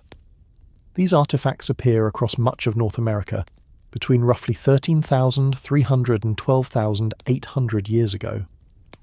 The spread is astonishing, from the Great Plains to the American Southeast, and even into parts of Mexico. For much of the 20th century, Clovis was imagined as the first great migration pulse of humans into the continent, a big game-hunting culture sweeping across the land. But even before the Younger Dryas entered the conversation, evidence was already complicating that tidy picture. Clovis was never monolithic. Its distribution was patchy, its toolkit varied by region, and many groups clearly used resources beyond big game. So what happened as the Younger Dryas began? The archaeological record does not show Clovis settlements abruptly ceasing, nor does it show human absence. Instead, it shows regional continuity and transition. In the western Great Plains and the Rocky Mountains, distinctive Folsom points begin to appear soon after 12,800 years ago. These points are smaller, thinner, and crafted with extraordinary precision, often used in communal bison hunts. Yet when archaeologists look closely, they find overlap. At some sites, Clovis and Folsom artifacts appear together, suggesting not replacement but adaptation. Clovis technology evolving into new forms as herds and landscapes shifted. Elsewhere, in the American Southeast, different traditions emerged altogether. In places like the Carolinas, Swanee and Simpson points appear, distinct in form but clearly part of the same continuum of technological innovation. In the Southwest, other local styles proliferated. The picture that emerges is not a cultural vacuum, but a mosaic of regional adaptations to changing prey, shifting climate and altered landscapes. The so-called disappearance of Clovis may therefore be better understood as diversification, a branching into multiple traditions rather than a sudden extinction. Mobility was a key factor. Clovis groups, like their successors, were highly mobile foragers, following herds and seasonal resources. Their archaeological signature is thin, scattered across thousands of kilometres, leaving behind mostly stone tools rather than permanent dwellings. This mobility means their presence is harder to track than settled farming societies of later times. A gap in artifacts does not necessarily mean absence. It may mean groups moved on, changed their toolkits, or left behind traces that have yet to be discovered. The idea that Clovis was wiped out in a single cataclysm also neglects the resilience of human societies. These were populations adapted to extremes, capable of surviving both glacial and interglacial climates. Their toolkits were flexible, their social networks wide-ranging. There is little reason to believe they could not adapt to new challenges. Indeed, the very fact that human populations thrived across the Americas, throughout the Younger Dryas and beyond, is evidence that whatever happened to Clovis, it was not annihilation. This is not to say that life was easy. Climatic instability, shrinking ranges of prey animals and unfamiliar conditions would all have challenged these groups. The Younger Dryas may have accelerated the pace of cultural change, forcing technological innovations and adjustments in subsistence strategies. But the notion of a neat before and after dividing line, with Clovis on one side and emptiness on the other, is not supported by the evidence. Instead, the archaeological record tells a story of continuity through change, of societies reshaping themselves in response to a new world. In the end, the haunting question is not why Clovis disappeared, but why we ever thought it had. Perhaps the appeal lay in its neatness, the allure of a mystery solved by a single dramatic event. Yet archaeology, like climate science, resists such simplicity. What we find in the ground is messier, layered, ambiguous, and human. Cultures shift, adapt, branch, and merge. Clovis was no different. Its legacy lived on, not in vanishing, but in transformation. If the Younger Dryas was truly a global catastrophe, then the expectation is simple. Every corner of the Earth should show its mark. Yet when researchers turned their eyes south of the equator, the story became muddier, more regional, and sometimes outright contradictory. Some places seem to echo the northern chill, while others appear to have marched to their own rhythm, either staying stable or even getting wetter and more productive. This geographic patchwork challenges the very notion of a single global event, raising questions not only about what caused the Younger Dryas, but about how climate itself can fracture into very different experiences depending on latitude and geography. In northern South America, sediment cores from Lake Valencia in Venezuela tell a clear story of cooling and drying at the onset of the Younger Dryas. Vegetation records suggest a decline in tropical forests, replaced by more open, arid landscapes. Pollen trapped in the lake mud shows less diversity and hints at ecological stress. To a population of foraging peoples depending on the bounty of fruits, nuts, and river resources, this would not have gone unnoticed. The tropical belt, often imagined as immune to ice age swings, was in fact sensitive to atmospheric changes rippling through global systems. Yet even here, the signal was not identical to the frozen north. Cooling was real, but its expression was muted, stretched over centuries rather than abrupt decades, more a steady dimming of the tropical greenhouse than a sudden plunge into cold. Travel eastward and southward, however, the evidence shifts again. In parts of the South Pacific, proxies tell of wetter conditions, not drier ones. In Australia, lake levels at sites such as Lake Eyre suggest that during the Younger Dryas interval, the interior may have experienced increased rainfall.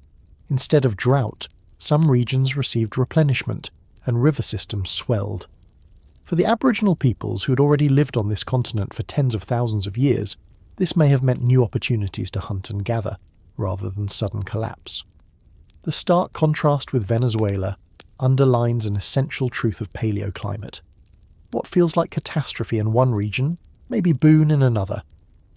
Antarctica, always the elephant in the paleoclimatic room, complicates matters further. Ice cores from the southern continent show signals that do not align neatly with Greenland's. Where Greenland records a sharp cooling at the Younger Dryas onset, Antarctic cores sometimes show modest warming or complex variability. This pattern has been described as a bipolar seesaw, where heat storage and release between hemispheres seem to oscillate. When the north plunges into chill, the south can warm slightly and vice versa. The underlying mechanisms may involve ocean circulation and the way heat is transferred across basins. But whatever the cause, the result is that Antarctica does not mirror Greenland. Instead, it plays a complementary note in a global symphony of climate change. South America beyond Venezuela adds yet another wrinkle. In Patagonia, glaciers advance during the Younger Dryas interval, a clear signal of local cooling. But in the Amazon basin, evidence is far patchier, with some cores showing little change and others suggesting modest shifts in rainfall. Even within a single continent, the experience of the Younger Dryas depended heavily on geography, altitude, and proximity to oceans. All of this raises a haunting question. If the Younger Dryas was driven by a single catastrophic cause, why do we see such uneven fingerprints across the planet? If a comet truly struck, or if massive floods disrupted global systems, should the world not have reacted in a more uniform fashion? Yet if the event was simply one of many oscillations in Earth's climate machinery, then the patchwork makes more sense. Climate is not a single switch, but a web of interconnected systems. The seesaw between hemispheres, the contrast between tropics and temperate zones, the divergence of rainfall patterns, all of these remind us that even when Earth changes suddenly, it does not change in the same way everywhere. The puzzle of the southern hemisphere forces humility into the debate. It warns us against assuming that the spectacular records of Greenland automatically speak for the whole world. They may instead speak for a hemisphere caught in its own feedback loops. Meanwhile, the peoples of South America, Africa and Australia were living through their own versions of this shift. Versions that may have felt less apocalyptic but no less real.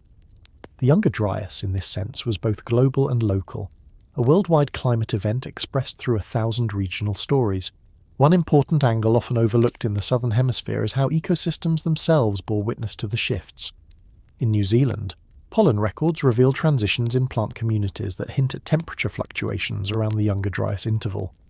Alpine herbs expanded while forests temporarily contracted, suggesting that even regions far removed from the North Atlantic were not immune to subtle ripples in the climate system. Yet these shifts were not catastrophic collapses. Forests returned, biodiversity endured, and people adapted. It was change, yes, but not devastation.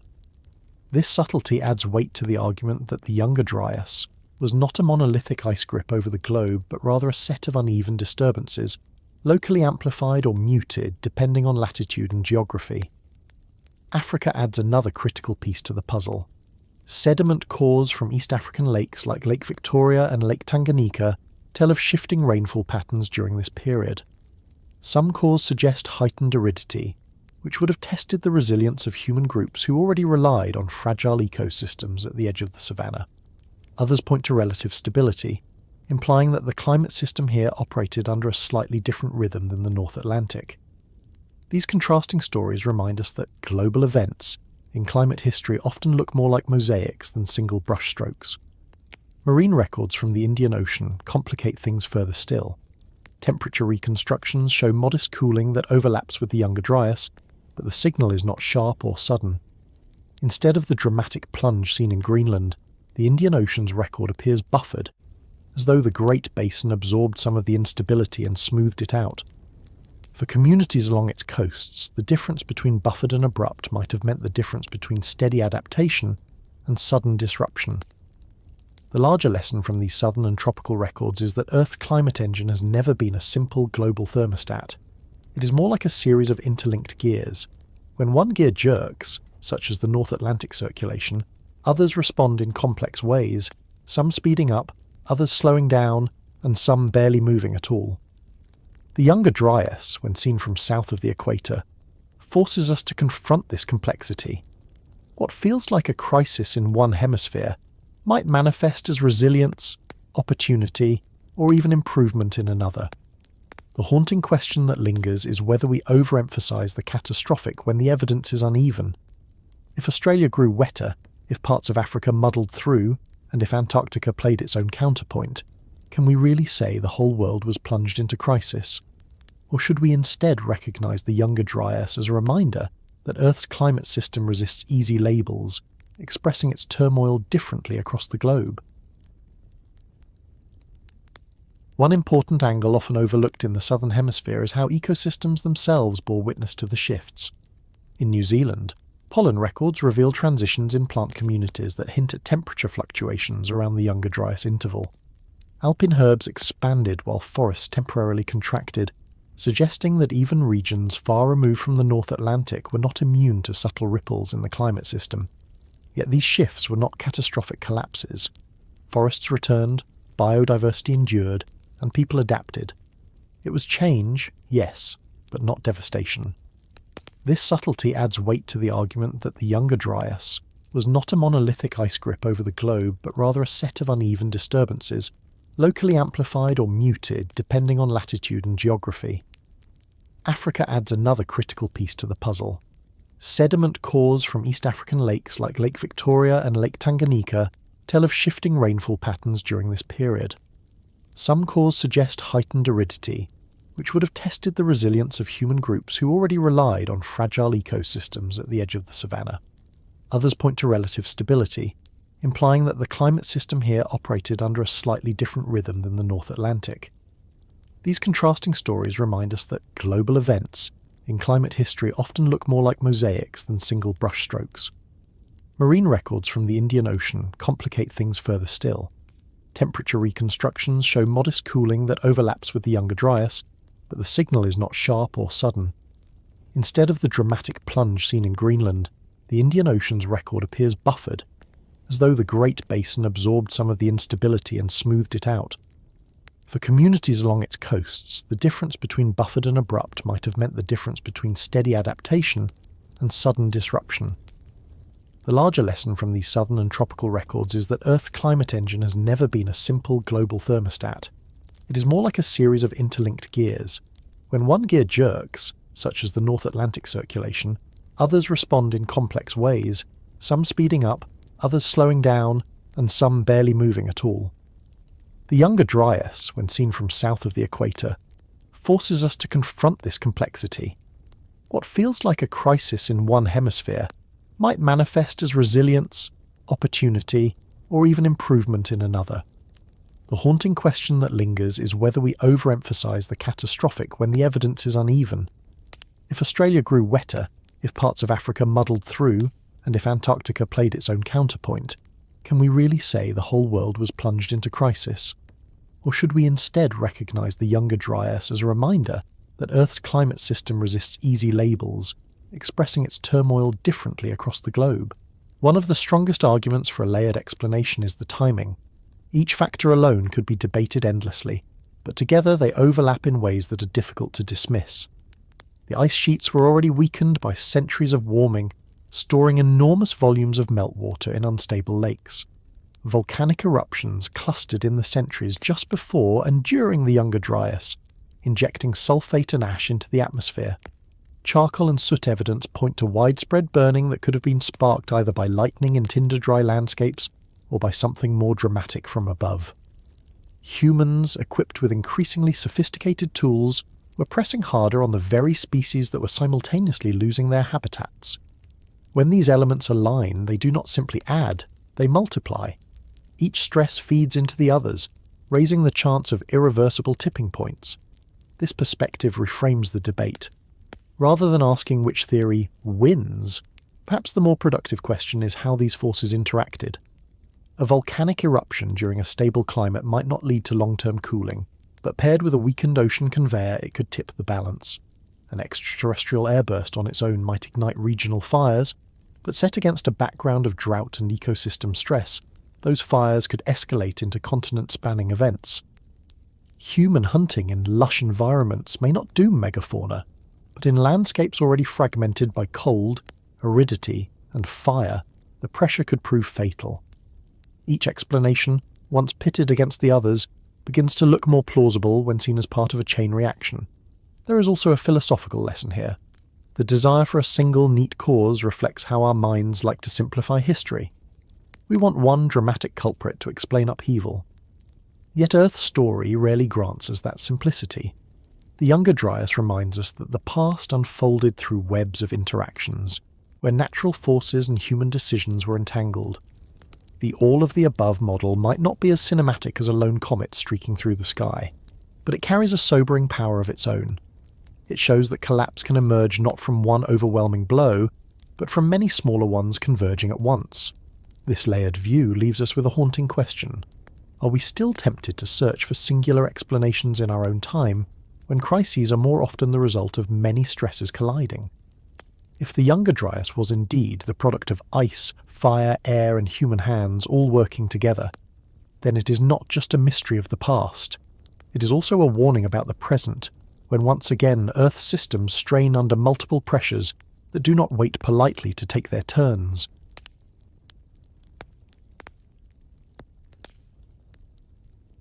At the close of the Younger Dryas, around 11,700 years before the present, the curtain rose on a new chapter in the story of our species. The sudden chill, whether sparked by ice, ocean, fire, or sky, gave way to warmth again, and this time the warmth stayed. The Holocene began, the epoch in which every recorded human story has been told. Yet when we look back at that boundary moment, we are left not with certainty but with ambiguity. The great questions of what ended the Ice Age and why the last mammoths dwindled into obscurity do not yield simple answers, only interwoven possibilities. And it is within that uncertainty that the haunting power of the Younger Dryas resides. For the people alive then, the return of warmth was not a chapter break in a textbook. It was the difference between starvation and abundance, between icy winds scouring plains and meadows greening with edible plants. In the Levant, the Natufian people had been experimenting with wild cereals for centuries, building more permanent settlements along fertile valleys. The abrupt cold forced them to scatter again, to lean once more on mobility and resilience. When the warmth returned, so too did their villages, but this time with deeper commitment to cultivation. Out of a period of collapse and reorganisation came the first hesitant steps toward agriculture. It is striking to think that farming, which reshaped the destiny of humanity, may have been quickened not by a steady climate, but by one of its most violent oscillations. Elsewhere, echoes of the old Ice Age lingered. In isolated refuges like Wrangel Island in the Arctic Ocean, mammoths survived thousands of years longer than on the mainland. They carried on until around 2,000 years before the Common Era, living ghosts of an Ice Age world. Their persistence is a reminder that extinctions are rarely absolute events marked by a single date. They are long tails, uneven declines, where species fade from continent to continent, leaving pockets of survival that gradually wink out. When we tell the story of the Younger Dryas as the end of mammoths, we oversimplify. The truth is subtler and sadder, a story of dwindling possibilities stretched over millennia. What makes this period so haunting is that it straddles myth and science, memory and data. The Holocene that followed is the world we know, the one in which every culture, city and invention arose. Yet it was born out of mystery. Was there a comet streaking across the skies of our ancestors, or was the real culprit the deep ocean reorganising its currents far beneath their feet? Was the black smoke they may have seen the mark of burning forests lit by falling fire, or the slower but equally devastating work of drought? The evidence is there in ice, in soil, in bones, but it resists unambiguous interpretation. And so the birth of our world, the threshold moment between Ice Age and civilization, is marked not by clarity but by questions. Perhaps that is fitting. Humanity did not emerge into a stable Eden, but into a climate system full of jolts and surprises. The Natufians learned that permanence is fragile, mammoths learned that size is no shield, and even the mightiest ice sheets learned that they could vanish in a geological instant.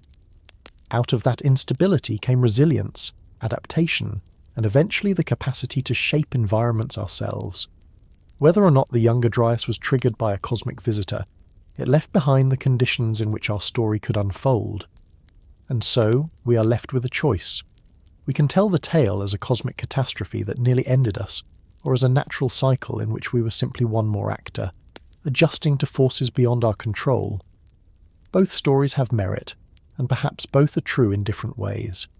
What matters is that out of ambiguity came the familiar world, our present comforts, our civilizations, even our debates over what truly happened, all rest on that unstable foundation. If there is a lesson in this haunting transition, it is not to expect simple answers from deep time. Earth is a tangled system, and our place in it is precarious. The Younger Dryas lingers as a reminder that our beginnings were shadowed by uncertainty, and that sometimes it is the questions themselves, not the answers, that define us. Did a comet shape the birth of our world, or are we chasing shadows in ice and soil? That question will likely follow us for as long as we keep asking.